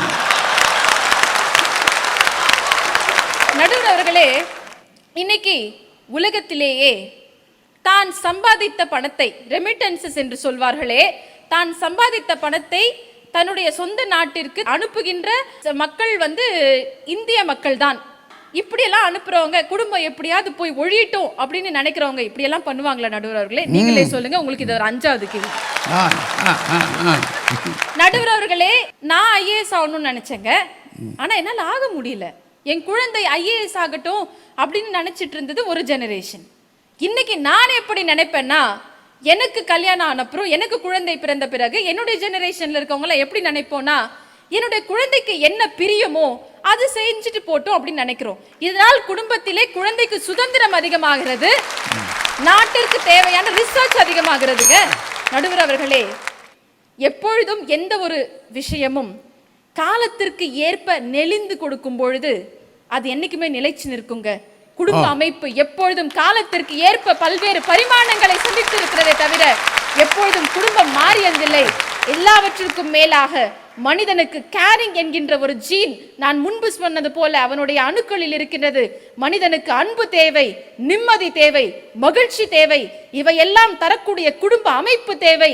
இது இல்லாவிட்டால் மனிதன் இருக்க மாட்டான். குடும்ப அமைப்பு மனிதன் இருக்கும் வரை இருக்கும் இருக்கும் இருக்கும், அது வலு இழுக்காது என்று சொல்லி நல்ல வாய்ப்புக்கு நன்றி கூறி விடைபெறுகிறேன். நன்றி, வணக்கம்.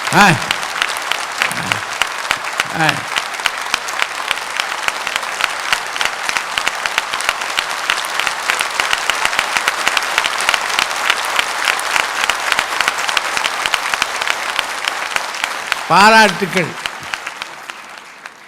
உடைய அன்பு நெஞ்சங்கள் இந்த சகோதரியை பார்த்து, அவர் பேசிய பேச்சை கேட்டு, அவர் சொன்ன கருத்துக்களை பற்றிய சிந்தனை ஓட்டத்தை வாங்கி கொண்டு நீங்கள் கொடுத்த கையொலிகள் இருக்கின்றனவே, அது அவருக்கு இன்னும் நெடுநாள் சிந்தனையை மட்டுமல்ல, மிகச்சரியான பலத்தையும் மன துணிச்சலையும் நல்ல வாழ்க்கையும் அவருக்கு அமைத்து தரும். என்ன ஆவேசமான பேச்சு, என்ன கம்பீரமான மொழி நடை. நாற்றொழுக்கானது நடையில் ஒரே ஒரு வருத்தம் எனக்கு, என்னையே ஒரு 5 கேள்வியை போட்டு மடக்கிட்டாங்க அப்படின்றது எனக்கு இடையிடையே ஒரு வருத்தமும் உண்டு. ஆனாலும் கூட அந்த கேள்விகளை, வினாக்களை எல்லாம் அவர்கள் கேட்க கேட்க கேட்க என்னுடைய உள்ளத்திலே ஒரு ஆனந்தம். சரி, இப்படி நம்மளையும் கேட்கறதுக்கு ஆள் இருக்குது அப்படின்னு ஒரு தலைமுறை துணிச்சல் இருக்கு பார்த்தீங்களா? அது நல்லா கேட்டாங்க, நல்ல கேள்விகள். அந்த கேள்விகளை வைத்துக்கொண்டு அதற்கேற்ற பதில், அப்படி ஒரு வினாவை தொடுத்து விடையை வாங்குற மாதிரி வாங்கி தான் ஒரு விடையை கொடுத்து அதையெல்லாம் உங்கள் முன்னாடி எவ்வளவு நல்ல சுருக்கமாக அந்த பதிலை கொடுத்து உங்களுடைய சிந்தனை ஓட்டத்தை கைவசப்படுத்திக்கிட்டாங்க பார்த்தீங்களா? அதற்காக அவர்களுக்கு மிக அற்புதமான கையொலியும் வாழ்த்துக்களையும் கூறி பாராட்டிக் கொள்கிறேன். இதுவரை 2 பக்கமும் பேசிய 4 பேச்சாளர்கள் இந்த மேடையை எப்படியாவது அலங்கரித்து விட வேண்டும் என்ற ஆர்வத்தோடு கூட, தானல்ல தமிழ் நடமாட வேண்டும் என்ற துடிப்போடு கூட அவர்கள் பேசிய அந்த பேச்சுக்கள் நம்ம நெஞ்சை அப்படியே உலுக்கிக்கிட்டு இருக்கு. இதுக்கிடையில் 2 பெரிய ஜாம்பவான்கள், வாங்க வாங்க, பட்டிமன்ற நடுவர் தமிழறிஞர் அவர்களே, இரண்டு அணிகளையும் சார்ந்த அறிஞர் பெருமக்களே, கல்யாண மாலை மோகனையா அவர்களே, மீரா மேடம் அவர்களே, இந்த பாரிஸ் மாநகரிலே கல்யாண மாலையை கொண்டு வருவதற்கு பெரிதும் காரணமாக இருந்த அத்தனை பெருமக்களே, வருகை தந்திருக்கக்கூடிய தமிழ் நெஞ்சங்களே, பொய் சொல்ல பிறந்த என் அணியினரே,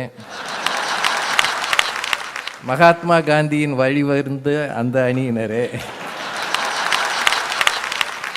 உங்கள் அத்தனை பேருக்கும் என்னுடைய அன்பான வணக்கத்தை முதலில் தெரிவித்துக் கொள்கிறேன். நிறைய ஆண்டுகள் பட்டிமன்றம் பேசியாச்சு. ஆனால் இது மாதிரி எனக்கு முன்னால் மிக மிக அருமையாக பேசி பலத்த கையொலி வாங்கி அமர்ந்திருக்கக்கூடிய ஒரு பேச்சாளரை நான் சந்தித்ததே இல்லை. இந்த மாதிரி பெனோ மேடம் பேசினப்புறம் நான் பேச வர்றதுக்கே எனக்கே கஷ்டமாக இருக்கு. ஆனால் கஷ்டப்பட்டு விசா எடுத்து வந்துட்டேன். வந்ததும் இல்லாமல் போன்சோ அப்படின்றதையும் பழகிட்டேன். இது ரெண்டையும் பழகிட்டு இப்படியே போனேன்னா நீங்கள் ஒரு மாதிரி இதெல்லாம் வேஸ்ட்டுங்கன்னு முடிவு எடுத்துருவீங்க இல்லையா? அதனால் ரொம்ப கனத்த இதயத்தோடு அவங்களுக்கு எதிராக பொய் சொல்ல வந்திருக்கேன். நல்லா பேசியிருக்கிறேன். உண்மையிலேயே இந்த மாதிரி ஒரு சிறந்த சிந்தனை வருவது ரொம்ப ஆச்சரியம். ஏன்னா அந்த அணியில் கொஞ்சம் ஒற்றுமை இல்லை, அதுதான் சிரமம். முன்னாடி பேசுகிறாங்களா மலர்வாணி மேடம், அவங்க ரொம்ப அழகாக பேசினாங்க. குடும்ப அமைப்பு எப்படி இருக்குன்னா அது பாலம் மாதிரி இருக்கும். இந்த பக்கம் ஒரு தலைமுறை, இந்த பக்கம் ஒரு தலைமுறை, ரெண்டுக்கு நடுவில் பாலம் மாதிரி நாங்கள் இருக்கிறதுனால அது உறுதியாக இருக்கும் அப்படின்னு சொன்னாங்க. இப்போ பேசுகிற நம்ம சகோதரி என்ன சொன்னாங்கன்னா அது நெழியும், நாங்கள் வளைஞ்சு கொடுக்கும். நாங்கள் ஒரு பாலம் வளைஞ்சு கொடுத்தா என்ன ஆகும்? இது நீங்கள் தான் முடிவு செய்யணும். ஏன்னா நாங்கள் பொய் சொல்ல வந்திருக்கிறோம். வளைகிற பாலம் வலுவாக இருக்குமா வலு இழக்குமா? என்னையா நீங்க வலுவாக இருக்குமா வலு இழக்குமா? இப்போ ஒரு அணிக்காக பேச ரெண்டு பேரும் உண்மையா பேசுறவங்க. இப்போ அவங்க ரெண்டு பேரும் ஏகப்பட்ட கேள்வியை வேற நடுவரை கேட்டுக்கிறாங்க. ஐயா இத்தனை 55 வருஷமா பேசுறாரு, 5 கேள்வி எந்த பேச்சாளர் கேட்டதில்லை.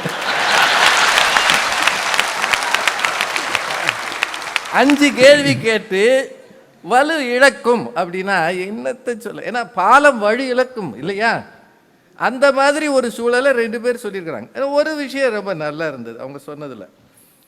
பெனோ மேடம் இளைஞர்கள் அடிக்கடி மொபைல் ரீசார்ஜ் பண்ணுறானே எதற்காக அப்படின்னாங்க.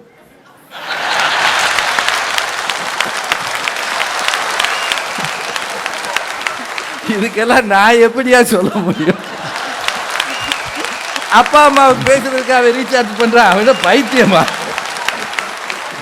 அப்பா அம்மாட்ட காசு வாங்குறதுக்காக பண்ணியிருப்பான். அவன் வீட்டில் இருக்கும் போதே அப்பா அம்மாட்ட பேச மாட்டானே, போயிட்டு எதிர்காலத்தில் அப்பா அம்மா ஆகிற மாதிரி ஒரு சூழலை உருவாக்குறதுக்காக பேசலாம். ஆனா சிக்கல் என்னன்னா அதே லைன்ல ரொம்ப நாள் இருப்பானான்றது சிக்கல். இன்னைக்கு சிம்ம மாத்திடுறான். ஏன் என்ன சொல்றீங்க? வீட்டில் பேசுறதுக்காக மொபைலை ரீசார்ஜ் பண்றாங்களாம். சொல்லுங்கம்மா. ஐயாட்ட ஒரு கேள்வி கேட்டாங்க பெனோ மேடம். குழந்தை அழுகிறதே, நீங்கள் அதை பார்த்து விட்டு என்ன செய்வீர்கள்? நானா இருந்தால் அவங்க அப்பா அம்மாவை கூப்பிட்டு பிள்ளைய கொடுத்துருப்பேன். அவங்க தான் பொறுப்பு இல்லாமல் விட்டு போயிட்டு பிள்ளைய அழ விட்டுட்டு போறா. 2 பேர் இது 2 அங்கிட்டு போய் சண்டை போட்டுக்கிட்டு இருக்கோம். அப்புறம் பிள்ளை அழாம என்ன செய்ய? இப்படி அழுகுற பிள்ளையெல்லாம் பார்த்துட்டு நான் ஊருக்கு போகணும்னா நான் பாரிஸை விட்டு என்னைக்கே போறது? எங்கேயாவது ஒரு பிள்ளை அழுதுகிட்டு தான் இருக்கும். அதில் பசியை போன்றதுன்னாங்க. நீங்கள் நல்லா யோசிங்க. பசி என்பது நேரத்துக்கு வருவது இல்லைங்களா? காலையில் ஒரு சாப்பாடு, மத்தியானம் ஒரு சாப்பாடு, ராத்திரி ஒரு சாப்பாடு. அப்படித்தான் நம்ம ஊரில் இருந்தான். சில பேர் வசதி இருந்தால் இடையில சாப்பிடுவான். ஆனால் ஞாயிற்றுக்கிழமைகளில் நீங்கள் பிரஞ்சுன்னு ஒன்று கொண்டு வந்தீங்களே, அது என்னது? அது 11:15 தான் எந்திரிக்கலாமான்னு யோசிக்கிறான். காலை உணவுன்றது இல்லவே இல்லை. பிரேக்ஃபாஸ்ட் கம் லஞ்சு, பசியை கூட இன்றைய நாளிலே பசிக்கும் போது அமைதியாக இருந்து இல்லாத பசியை இணைத்து பிரஞ்சு கண்டுபிடிச்சிருக்கிறான். இது மாற்றம் வரும் என்றால் குடும்பத்தில் ஏன் மாற்றம் வராது? ரொம்ப நல்ல கேள்வி அவங்க கேட்டது. என்னன்னா, ஏப்ரல் மேலாம் காலேஜில் பயங்கர கூட்டமாக இருக்கே, ஆளுகளை சேர்க்குறாங்களே, குடும்ப அமைப்பு எப்படி சிதறும்? குடும்ப அமைப்பு சிதறாதுங்க. காலேஜில் உங்கள் பிள்ளையை சேர்த்தீங்கன்னா சொத்தெல்லாம் சிதறும். ஏன் சேர்த்தங்கன்னு வீட்டுக்காரம்மா சண்டை போட்டு அது போயிடும். குடும்ப அமைப்பு ஏமா பிள்ளைய சேர்க்கறதுன்றது கடமைம்மா, அது கடமை. அவன் சொன்னானா, நம்ம பையன் சொன்னானா, பள்ளிக்கூடம் போகும்போது சந்தோஷமாக போன ஒரு வயலை சொல்லுங்க. அவன் சொல்கிறான், நான் போனேன்னா குடும்ப அமைப்பு சிதற என்னை விடாதேன்றான்.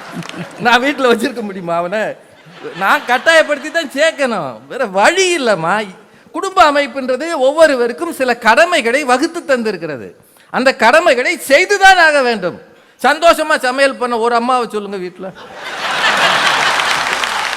இது கடமை. இது பெரியவங்ககிட்ட கேளுங்க. ஒரு ஆண் மட்டும் சம்பாதிக்கிறாருன்னு வைங்க, ஒவ்வொரு நாள் சந்தோஷமா ஆபீஸுக்கு போறாரு. கிளம்பும் போதே அப்படியே ஒரு வாரம் லீவு கேட்குறேன், தர மாட்டேங்கிறாங்க. சந்தோஷம் இல்லை, கடமை அது. பெனோ மேடம் அவங்க பெற்றோரை பற்றி சொன்னாங்க பாருங்க. இந்த உலகத்திலேயே கிடைத்தற்கு அரிய பெற்றோர் அவங்களுக்கு கிடைச்சிருக்கிறாங்க.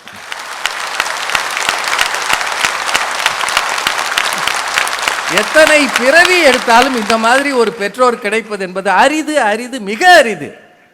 நான் எல்லாருக்கும் அப்படி பெற்றோர் வாய்க்கிறது இல்லையம்மா. எல்லாருக்கும் இந்த மாதிரி வரங்கள் கிடைக்குமா? நான் கடவுள் ஒரு சிலருக்கு தான் வரங்களை தந்திருக்கிறார், சிலருக்கு குடும்பம். இப்போ சமீபத்தில் நடந்தது ரியோ ஒலிம்பிக்ஸ், அது மாற்றுத்திறனாளிகளுக்கான ஒரு ஒலிம்பிக்ஸில் நம்ம சேலத்து பையன் மாரியப்பன் இப்படி உயரம் தாண்டி தங்கம் வாங்கிட்டான். அப்படி உயரம் தாண்டினா இந்தியா அந்த மேப்பில் அப்படி மேலே போச்சு. ஆனால் நல்லா யோசிங்க, அவங்க அப்பா உடனே அவங்க அப்பா பேரெல்லாம் சொன்னாங்க. அவன் அங்கேருந்து ரியோலேருந்து பேட்டி கொடுத்தான், நீங்கள் என்ன வேணாலும் சொல்லுங்கள், ஆனால் எங்கள் அப்பா பேரை மட்டும் சொல்லாதீங்கன்னா சொன்னானா இல்லையா? அந்த ஆள் என்னை விட்டுட்டு போயிட்டான். அவன் இனிமேல் என்றைக்குமே வரக்கூடாது, என் பேர் மாரியப்ப மட்டும்தான், எங்கள் அப்பா பேரை இனிஷியலாக கூட சேர்க்க மாட்டேன்னா. இது சரியா தப்பான்றது வேறு விஷயம். ஆனால் குடும்ப அமைப்புகள் தமிழ்நாட்டில் சிதறி கொண்டிருக்கிறதுன்றதுக்கு ஒரு பெரிய அடையாளம் இது. இதான் உண்மை. நல்லா யோசிங்க. ஏஆர் ரஹ்மான் அங்கேருந்து வெற்றி பெற்ற பிறகு அதை தூக்கி காட்டினார். ஆஸ்கர் வாங்கின பிறகு அம்மாவுக்கு அப்படின்னாரு. அப்புறம் எல்லா புகழும் இறைவனுக்கேன்னு சொன்னார். வெற்றி பெற்ற உடனே குடும்பத்தை தான் நினைக்கணும். வெற்றியில் கூட தகப்பனை நினைக்காத ஒரு குடும்பம் இருக்கிறதா இல்லையா? இது மாதிரி நிறைய இருக்கிறது. காரணம், நம்ம ஊரில் பெருகி இருக்கிற டாஸ்மாக். குடிக்க பழகிய ஒரு தகப்பன் குடும்பத்துக்கு லாயக்கு இல்லாதவன். எவ்வளவு காலமாக குடும்பங்கள் சிதைந்து கொண்டு இருக்கிறது. இவங்க பேசுறாங்க 3 பேர், இன்னொரு அம்மா வேற வரப்போகுது. நடுவில் இருக்கிறாங்களே, நடுவில் கொஞ்சம் பக்கத்தை காணும். இங்கிருந்து போகும்போது பெட்டி கனமாக இருக்கிறது, மனசு லேசாக இருக்கிறது. அங்கிருந்து இந்தியாவை விட்டு வரும்போது மனசு கனமாக இருக்கிறது, பெட்டி லேசாக இருக்கிறது. இவ்வளவு கொண்டு போய் கொடுத்தீங்களா? அவங்க ஒன்றுமே கொடுக்கலையா? ஒன்று வேற ஒன்று வேண்டாம். நீங்கள் பிரான்ஸ்லேருந்து அங்கே போய் பாண்டிச்சேரியில் இறக்கிட்டு இனிமேல் மாப்பிள்ளை ஊருக்கே போக மாட்டேன்னு மட்டும் சொல்லுங்கள், ஒருவே உங்களை வந்து பார்க்க மாட்டான். அடுத்த வாரம் ஃப்ளைட் டிக்கெட் வச்சுருந்தீங்கன்னா தான் வந்து மாப்பிள்ளை போகிறீங்களா, என்னையும் கூப்பிட்டுக்கோன்னு வா. இது உறவுகள்லாம் அப்படி இருக்குமா? அதில் அவங்க சொல்கிறாங்க, நாங்கள் இணைப்பு பாலமாக இருக்கிறோம். நாம் அது இங்கே பாரிஸ் வந்து இறங்கினோன்னேங்க, பக்கத்தில் நாங்கள் தங்கியிருக்கிற ஹோட்டல் பக்கத்தில் க்யூவாக நின்றுது. இதுவும் நம்ம ஊர் ரேஷன் கடையில் நிற்கிற மாதிரி. இம்புட்டு கூட்டம் இருக்க, எதுவும் சாமியும் கும்பிட்றாங்களாக்குன்னு பார்த்தா இது நைட் கிளப்பாம்ல, என்னென்னமோ ஷோன்றாங்க, அதெல்லாம் நமக்கு தெரியாது. அந்த கலாச்சாரத்தில் எல்லா பயிலும் ரெடியாக இருக்கும்போது இவங்க, எங்கள் அப்பா எப்படி இருந்தார், நாங்கள் எப்படி இருந்தோம், பிரதோஷத்துக்கு எப்படி கோயிலுக்கு போனோம், அவன் நைட் கிளப்புக்கு போயிட்டுருக்கான். எப்படிமா நீங்கள் இதை இணைப்பீங்க? வேற ஒன்றும் வேண்டாம். இப்போ இங்கேயே இப்போ எத்தனை பெற்றோர் வந்திருக்கீங்க, உங்கள் பிள்ளைகளை கூட்டு வர முடிஞ்சதா?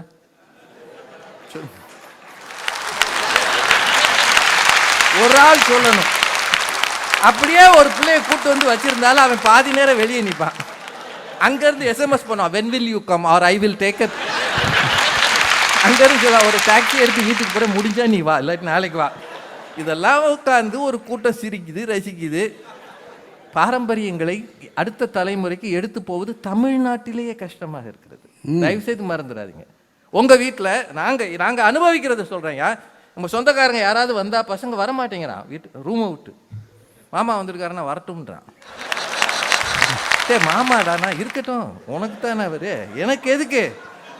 ஏய் வந்திருக்கிறாருடா, வாசல்ல வந்து வானாவது சொல்லு. நான் சொல்லி அந்த ஆள் வந்தாரு, இல்லை என்கிட்ட அப்பாயின்மெண்ட் வாங்கினாரா? இவங்களுக்கு வேலை வெட்டியே இல்லாமல் வருவாங்க, இவனுக்கு போடு ஒரு காப்பியை அப்படியே அனுப்பி விடுன்றான். எல்லாத்துக்கும் மேலே என்னடா சொல்ல அப்படின்னா, நான் இல்லைன்னு சொல்லுன்றான். நாம இங்கேருந்து போகும்போது அவர் கண்டுபிடிச்சி யார் பையன் உள்ளே தூங்குறானா, சரி பாரு. அவர் அதில் ஒரு சின்ன சமாளிப்பார். பையன் உள்ளே தூங்குறானா, என் பையனும் அப்படி தான், நீ வந்தால் வரமாட்டான். உறவுகளை மதிக்காத ஒரு உலகத்தில் உறவுகளை உச்சமாக வைக்கிற குடும்ப அமைப்பு எப்படி இருக்கும்? என் பையனை என்னால் வளர்க்க முடியலை, அவனுக்கு வழி சொல்ல முடியலை, ஆனால் நான் பெருமையாக பேசிக்கிட்டு இருக்கிறேன். நாங்கள் உறவு பாலம் அமைப்போம். ஆற்றங்கரை ஓரத்திலே ஆடி நிற்கும் நான் அல்லது காற்றடித்தால் சாய்வதில்லை, கனிந்த மனம் வீழ்வதில்லை, அமைதியான நதியினிலே ஓடும். என்னைக்கு தண்ணியே இல்லை, எதுல ஓடுறது? நானல்ல அவளுக்கு அமைதியான நதியில எங்கிட்டுமா ஓடுறது? அவ காவிரிக்கு எங்களுக்கு ஏகப்பட்ட தகராறா கிடக்கு. நாங்க பெங்களூர் திசைக்கே போறதில்ல. உள்ளூருக்குள்ளேயே நல்லா யோசிங்க, எப்படி இந்தியா இருக்கிறது என்பதை யோசிங்க. அவன் சகோதரன், நான் சகோதரன், எல்லாரும் ஒண்ணு, அப்படித்தானே பேசணும்.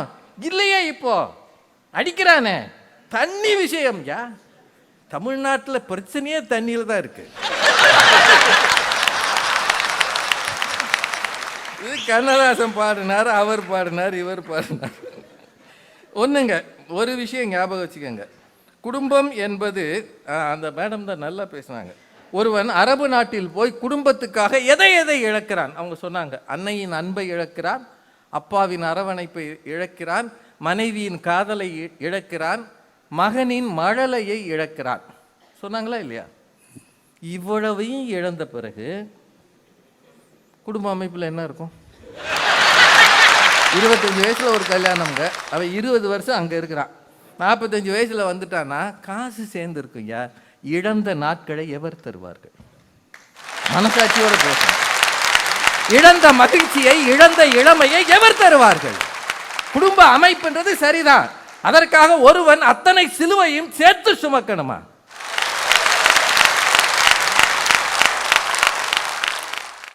சனி ஞாயிறு வந்து அம்மா ஓடி வந்து அம்மாவான்னு கட்டி பிடிக்குமா, ஹோட்டலுக்கு கூட்டு போறதுக்காக சொல்லியிருப்பான். வீக்கெண்டில் எந்த ரெஸ்டாரண்ட் போவோம், ஒரு 2 வாரம் எங்கேயும் போகல, உள்ள இருன்னு சொல்லி பாருங்க, நீங்க வரும்போது வந்துட்டியா போன்றுவான்.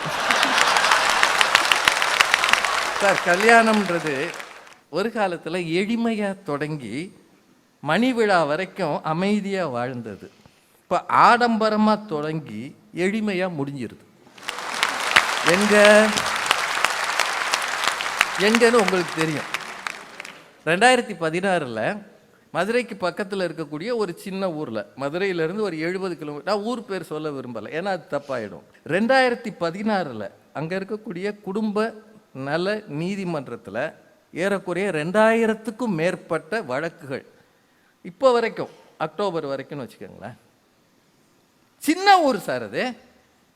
அப்படின்னா இதில் இன்னும் உங்களுக்கு ஒரு விஷயம் சொல்லணும். கோர்ட்டுக்கே வராமல் பிரிந்து வாழ்பவர்கள் பெருகி இருக்கிறார்கள். ஒரு காலத்தில் நீங்கள் யாரையாவது பார்த்தீங்கன்னா, என்ன எப்படி இருக்கீங்க, வீட்டுக்காரம்மா என்ன பண்ணுது, பசங்க இப்படியெல்லாம் கேட்கலாம். அல்லது ஒரு பெண்ணை பார்த்து அவங்க நல்லா பிரியமாக பேசுகிறாங்கன்னா, என்னம்மா உங்கள் வீட்டுக்காரர் எங்கே வேலை பார்க்குறான்னு கேட்கலாம். இப்போ அப்படி கேட்க முடியாது. அது தெரியாதனமாக ஒரு அம்மா கூட பேசும்போது ட்ரெயினில் அப்படி கேட்டுட்டேன். அவங்க என்னை பற்றி விசாரித்தாங்க. நான் உடனே, என்ன மேடம் உங்கள் வீட்டுக்காரர் அப்படின்னா, என்ன மேடம் நான் சிங்கிள் பேரண்ட். அதுக்கப்புறம் நான் யார்கிட்டையும் இதை பற்றி பேசுகிறதே இல்லை. நம்மளை போய் பேச்சாளன்றாங்க, ஒரு லேடிகிட்ட என்ன கேட்கணும்னே அறிவு இல்லை. இல்லை சார், இது கால மாற்றம். சிங்கிள் பேரண்ட் என்று சொல்வதை சமூகம் ஒத்துக்கொள்கிறது. எதையெல்லாம் சமூகம் ஒத்துக்கொள்கிறதோ அப்போ there is an erosion. குடும்ப வேல்யூல அது சரிதான், அது வேற விஷயம். அது சரியா தப்பா இது வேற வழி இல்லை. சார் ஒரு சார்பு தன்மை இல்லாத குடும்பங்கள் பெருகி இருக்கிறது. முன்னாடியெல்லாம் அந்த இவர் தண்ணியை கொண்டு போய் கொடுத்தாரு, அவர் அழுத்தி வச்சாங்கன்றதுலாம் அந்த காலத்தில் இருந்ததுங்க. அதை டார்ச்சர்னு கூட வச்சுக்கோங்க. 60 வருஷமாக அந்த டார்ச்சரை அனுபவித்து ஒரு அம்மா சிரிச்ச முகமாக வாழ்ந்திருக்கு. முன்னாடியெல்லாம் ஒரு குடும்பத்தை எப்படி சரி பண்ணாங்கன்னா, இப்போ அப்பா அம்மாவுக்கு கணவன் மனைவிக்குள்ளே சண்டை வருதுன்னு வைங்க, இந்த பொண்ணு என்ன செய்வா, அப்பாவுக்கு சொல்லி விடுவா. இங்கேருந்து யாராவது வந்தா, ரொம்ப கஷ்டமாக இருக்குது, வர சொல்லுங்க எங்கள் அப்பாவை, ஏதாவது பேசணும்னுவா. எழுத படிக்க தெரிந்த பிறகு கடிதம் எழுதுவா. இந்த கடிதம் இங்கேருந்து அங்கே போகிறதுக்கு 5 நாள் 6 நாள் ஆகும். போன உடனே எங்கள் அப்பா ரெடியாக இருப்பார், துட்டு இருக்குமா அந்த ஆள் கையில், அவர் அங்கனங்கன்னா கடன் வாங்கிட்டு கிளம்பி வர்றதுக்கு இன்னொரு 3 நாள் ஆகும். இந்த 8 நாளைக்குள்ளே சண்டை சரியாக போகும். ஆமையா, இந்த 8 நாள் இடைவெளியில் கணவன் மனைவிக்குள்ளே இருந்து சண்டை சரியாக போகும். இப்போ பிரச்சனையே என்னன்னா, கணவனுக்கு மனைவிக்கு சண்டை வர ஆரம்பித்தோடனே அப்பாவுக்கு ஃபோனை போட்டு ஸ்பீக்கர் வச்சிடறாவ. அவர் அங்கே லைவ் ரிலே பார்க்குறாரு. பாதி சண்டையிலே ஃபோனை எடுத்துக்கிட்டு வண்டி ஏறி வந்துடுறாரு. இவனோட இனிமே இருக்காத வாப்பு கூட்டு போயிடறான் சார். தொலைத்தொடர்பு என்பதும் கம்யூனிகேஷன் என்பதும் குடும்பங்களை சிதைக்கிற ஒரு ஆயுதமாக மாறி இருக்கிறது, அபாயமாக மாறி இருக்கு. இது இல்லைன்னு சொல்லுங்க பார்ப்போம். சார் ஒரு வீட்டுக்கு நீங்கள் இன்னும் போக, நீங்கள் எப்பயாவது இந்தியாவுக்கு வாங்க, என்னென்னவோ மாறி இருக்கு. நீங்கள் வந்து பாருங்க, ஒரு ரெஸ்டாரண்ட்டில் 4 பேர் உட்காந்து சாப்பிட்றாங்கன்னா 4 பேரும் சேர்ந்து சிரிச்ச முகமாக கணவன் மனைவி 2 பிள்ளைகள் சாப்பிட்டதா ஒரு சரித்திரம் இருக்கா? இதை வந்தோன்னு இப்படி பார்க்கணும், அவங்க அப்படி பார்க்குறாங்க. அப்பாவுக்கு ஒரு ஃபோன் வந்தோன்னா எடுத்துகிட்டு ஜன்னலோரமாக போயிடுறாரு. அம்மா பாத்ரூம் பக்கமாக நிற்கிது, பயலுங்க 2 பேர் சிரிச்சுக்கிட்டே இருக்கிறாங்க. அவங்களுக்கு சர்வ் பண்ணுறாரு பாருங்க. உலகத்திலேயே பொறுமைசாலின்னா அவராக தான் இருக்க முடியும். இது என்னைக்கு இந்த உச்சி மாநாடு போடுறது, என்னைக்கு நீங்களை செட்டில் பண்ணுறது? ஒரு குடும்பத்தில் சேர்ந்து அமர்ந்து சாப்பிடுவது என்பது கூட இல்லை. இன்னைக்கு குடும்ப அமைப்பு எப்படி இருக்கும்?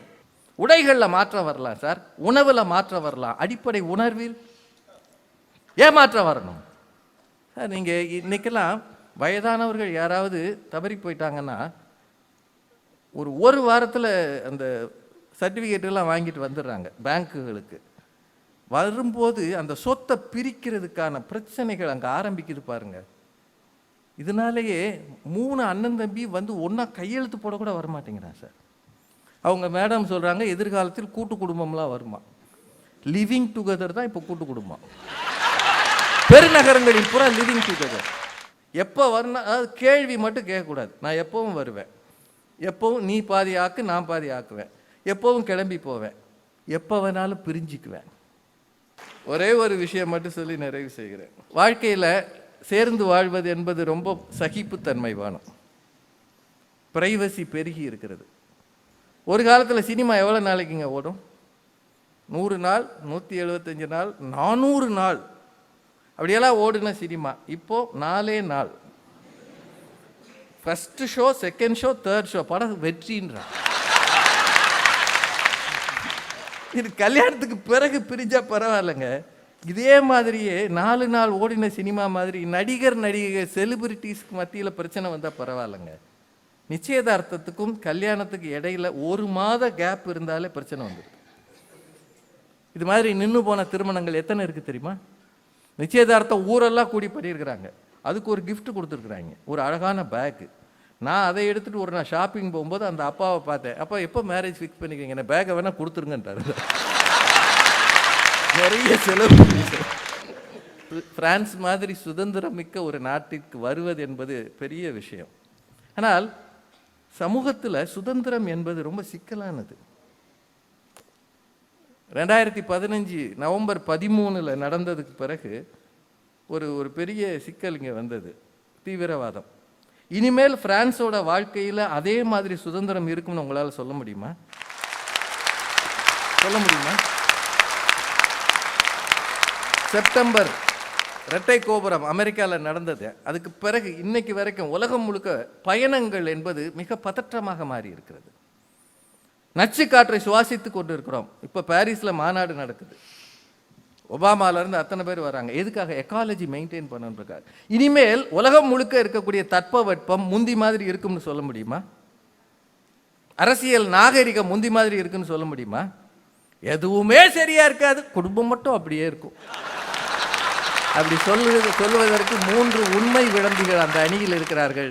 இப்படி நாங்கள் சொல்வதால் ஒருவேளை நாங்கள் பொய்காரர்கள் என்று சொன்னால், நாங்கள் குறிகாரர்கள் அல்ல, ஜோதிடர்கள் அல்ல, அரசியல்வாதிகள் அல்ல, மோகன் சாரும் அல்ல.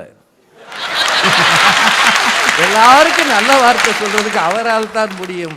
எச்சரிக்கை செய்யாமல் போவது என்பது எப்போதுமே அபாயகரமானது. இன்றைக்கு இருக்கிற சூழ்நிலை தொடருமானால் ஆர்டிக்கே உருகி போனது. குடும்ப அமைப்பு என்னையா நீங்க கட்டாயம் வலுவிழக்கும் என்று சொல்லி நல்ல வாய்ப்புக்கு நன்றி கூறி நிறைவு செய்கிறேன். நன்றி.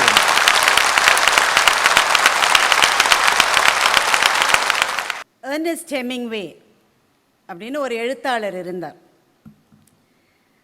அந்த எழுத்தாளர் பாரிஸை பற்றி ஒன்று சொன்னார். நீ உன்னுடைய வாழ்நாளில் எப்போதாவது பாரிஸ் நகரத்தில் இருந்திருக்கிறாயா? அதற்கு பிறகு நீ எங்கே வசித்தாலும் பாரிஸ் உன்னோடு தான் இருக்கும். ஏனென்றால் பாரிஸ் ஒரு நகரம் மாத்திரம் அல்ல, அது ஒரு நகரும் விருந்து என்று ஹெமிங்வே சொன்னார். நகரும் விருந்தான இந்த நகரம்தான் எழுத்தாளர்களுக்கும் ஓவியர்களுக்குமான லட்சிய நகரம், படைப்பாளிகளினுடைய சொர்க்க பூமி. இந்த படைப்பாளிகளினுடைய சொர்க்க பூமிக்கு பட்டிமன்ற பேச்சாளர்களை கூட்டி வந்த கல்யாண மாலையை சார்ந்த மோகன் அவர்களுக்கும் மீரா நாகராஜன் அவர்களுக்கும், கல்யாண மாலையை சார்ந்த அனைத்து அன்பு நெஞ்சங்களுக்கும், எங்களுக்கெல்லாம் ஆசானாகவும் அப்பாவாகவும் இருக்கிற எங்களுடைய அன்பு நடுவரையா அவர்களுக்கும், எப்போதுமே என் கருத்தோடு முரண்படாத ஒற்றுமையான குணமுடையவருமான திரு ராஜா அவர்களுக்கும், இந்த அரங்கம் எல்லாம் நிரம்பி வழிகின்ற அன்பு நெஞ்சங்களுக்கும் மர்சி, வணக்கம், நன்றி. ராஜா அவர்களுக்கு பிறகு நான் பேச வருவது எனக்கு புதுசல்ல. ஆனால் இன்னைக்கு மாதிரி இவ்வளவு தூரம் இவர் அழுது புலம்பி இதுவரை நான் கண்டது. ஒப்பாரி தான் வைக்கல. ஆர்டிக் உருகி போச்சுன்னு ஒரு மனுஷன் அழுதுருக்காரு சார். புல்லரிக்குது எனக்கு.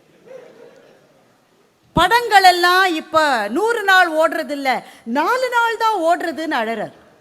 நீங்க நடிச்ச ஆரம்பிச்சப்புறம் தான் சார் செய்யறதெல்லாம் செஞ்சுட்டு அழுங்க. அப்புறம் இங்க எதுக்கு வருத்தப்படுறதுன்னு இல்லையா?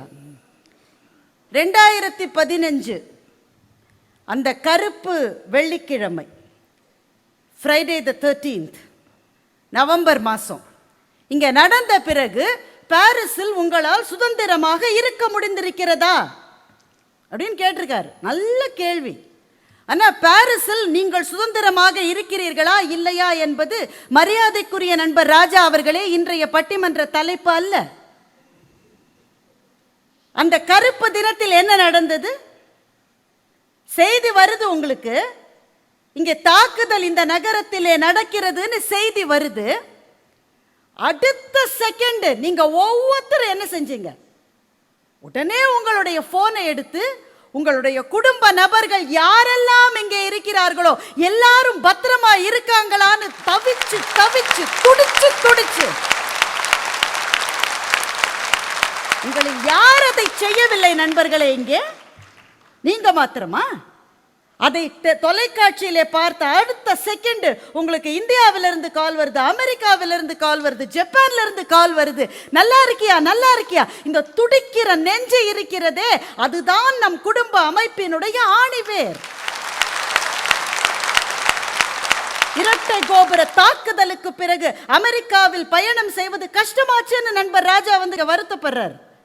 சுதந்திரம் அருகிவிட்டதுன்னு சொல்றார். இதெல்லாம் பட்டிமன்ற தலைப்பே கிடையாது. நான் சொல்றேன், இதுதான் ஆப்பர்ச்சுனிட்டி குடும்பங்களுக்கு. தீவிரவாதமும் பயங்கரவாதமும் அச்சுறுத்தல்களும் பெருகுகிற ஒரு உலகத்தில் நாம் வாழ்கிறோம். அதனால் நான் சொல்லுகின்றேன், குடும்பங்களை தாண்டி இனிமேல் நம்முடைய மனசு எதையும் நாடாது. வாழ்க்கைக்கான அச்சுறுத்தல் வருகிற போது, இருத்தலுக்கான தவிப்பு வருகிற போது நெஞ்சுக்குள் இருந்து ஒரு சொல் வருகிறது, என் மகன் நல்லா இருக்கானா, என் மகன் நல்லா இருக்காளா, என் மனைவி நல்லா இருக்காங்களா, அண்ணன் தம்பி நல்லா இருக்காங்களா. குடும்பத்துக்கான ஏக்கம் இன்றைக்கு இருப்பது போல இதற்கு முந்தி கூட இருந்தது இல்லை என்று இந்த மேடையிலே வந்து நான் சொல்லுகின்றேன். சார், எங்க அணிலேருந்து 2 பேர் பேசினாங்க. 2 பேர் பேச்சில் ஒரு செய்தி வந்தது. அந்த அம்மா சொன்னாங்க, நாங்கள் 2 தலைமுறைகளை இணைக்கிற பாலம். அப்படின்னா என்ன அர்த்தம்?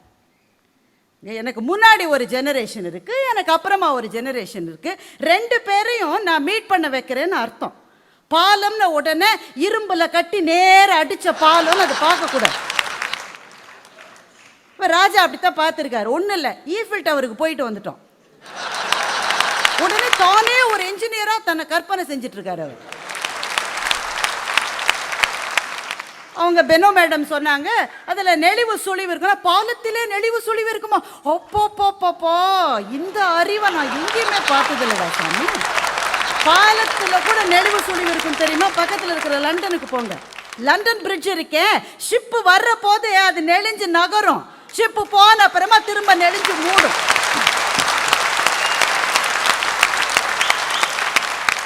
ஈஃபில் டவர்னு ஒன்று ஞாபகம் வருது. எங்களை அங்கே கூட்டிகிட்டு போனாங்க. அந்த உச்சாணி கொம்புக்கு நாங்கள் போன போது அதை சுற்றி இருக்கிற இந்த நகரத்தினுடைய அழகையும் அருமையையும் பார்த்து நாங்கள் புல்லரித்து போனோம். அதுக்குள்ளே ஒரு சின்ன மினியேச்சர் மாதிரி அந்த ஈஃபில் டவரை கட்டின கஸ்டாவ் ஈஃபில் வந்து அங்கே ஒரு அப்பார்ட்மெண்ட் வச்சுருந்தாராம். அதில் வந்து எடிசன் வந்து அவர் வீட்டுக்கு வந்த போது நடந்த ஒரு காட்சி நீங்கள் எல்லாம் பார்த்துருக்கீங்களா? 2 பெரும் மனிதர்கள், அந்த தலைமுறையினுடைய மகத்தான கண்டுபிடிப்பாளர்கள் சந்தித்துக் கொள்ளுகிற காட்சியில் கஸ்டாவ் ஈஃபில் தனியாவா இருக்காரு, அவருடைய மகள் கிளார் பக்கத்திலேயே இருக்கிற மாதிரி அந்த காட்சி அமைக்கப்பட்டு இருக்கிறது. வரலாற்றினுடைய எந்த முக்கியமான தருணத்திலும் தன்னுடைய குடும்பத்தை யாரும் துறப்பதில்லை. அவர் விஜயகுமார் சார் அவங்க பேர். அவரையும் அவர் மனைவியும் தான் மேடைக்கு கூப்பிட்டாங்க மரியாதை செய்யறதுக்கு. அவர் மேடைக்கு வந்த உடனே தன்னுடைய மகனையும் மகளையும் இங்கே கூப்பிட்டார்.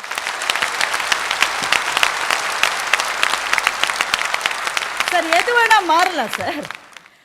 குழந்தைகளுக்காக துடிக்கிற பெற்றோரினுடைய நெஞ்சம் என்பது எந்த மனித வரலாற்றிலும் மாறியதாகவே தகவல் கிடையாது. இங்க எந்த குழந்தைகளாவது வந்திருக்கிறார்களா? சரியா கண்ணாடியை மாத்துங்க முதல்ல. நிகழ்ச்சி ஆரம்பிக்கிற போதே திருச்சிற்றம்பலம்னு சொல்லிட்டு அழகா ஒரு குழந்தை தான் வந்து நிகழ்ச்சி ஆரம்பிச்சு. பிள்ளைகள் வரமாட்டார்கள், இந்த நிகழ்ச்சிக்கு வருவதற்கு கூட அவர்கள் தயாரா இல்லை. அதெல்லாம் பிரச்சனையே கிடையாது. இங்க ஏஆர் ரஹ்மான் ப்ரோக்ராம் நடத்தினா ஒருவேளை உங்க பசங்க வருவாங்க. அவர்களுக்கு எதுல இன்ட்ரெஸ்ட் என்பது அல்ல, இந்த அமைப்பு சிதறிவிடாமல் இருக்கிறது, அவ்வளவுதாங்க. தங்கப்பதக்கம் வாங்கிய மாரியை பற்றி ராஜா சொன்ன போது உண்மையிலே எனக்கு புல்லரிப்பாக இருந்தது. எங்க அப்பாவை பத்தி பேசாதீங்கன்னு மாறி சொன்னார், சத்தியம். ஆனால் அதே மாதிரி தான் சொன்னார், என் பயிற்சியாளர்களை விட, எனக்கு வழிகாட்டிய எல்லாரையும் விட எனக்கு பதக்கம் வந்திருக்கிறது என்றால் ஒரே ஒரு மனுஷி தான் காரணம், எங்க அம்மா மாத்திரம்தான் காரணம் சொன்னார்.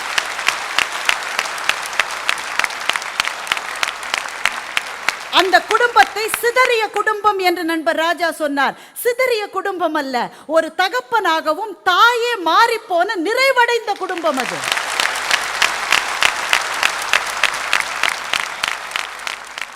பெனோவினுடைய தாயையும் தகப்பனையும் பார்க்கிற போது எனக்கு பூரிப்பாக இருக்கிறது. 2 விழிகள் இல்லாத மகளுக்கு விழிகளாக தாயும் தகப்பனும் இருந்திருக்கிறார்கள். ஆனால் இது அந்த குடும்பத்தில் மாத்திரம்தானா? எத்தனை பெற்றோர்கள் உயிரை உருக்கி பிள்ளைகளுக்காக வாழுகிறார்கள். அது இந்தியாவில் மாத்திரம் நான் சொல்லல, உலகம் முழுக்க உலகம் முழுக்க உலகம் முழுக்க.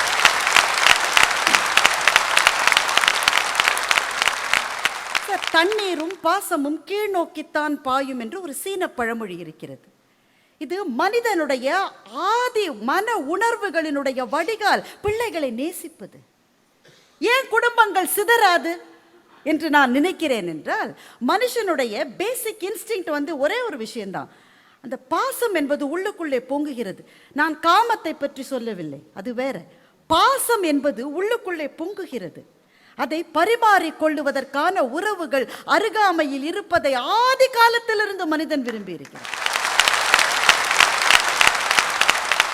எப்படி இன்றைய தலைமுறை இளைஞர்களுக்கு இல்லாமல் போகும்? முருகையாவா சார் ரொம்ப நல்லா பேசினார், ரொம்ப நல்லா பேசினார்.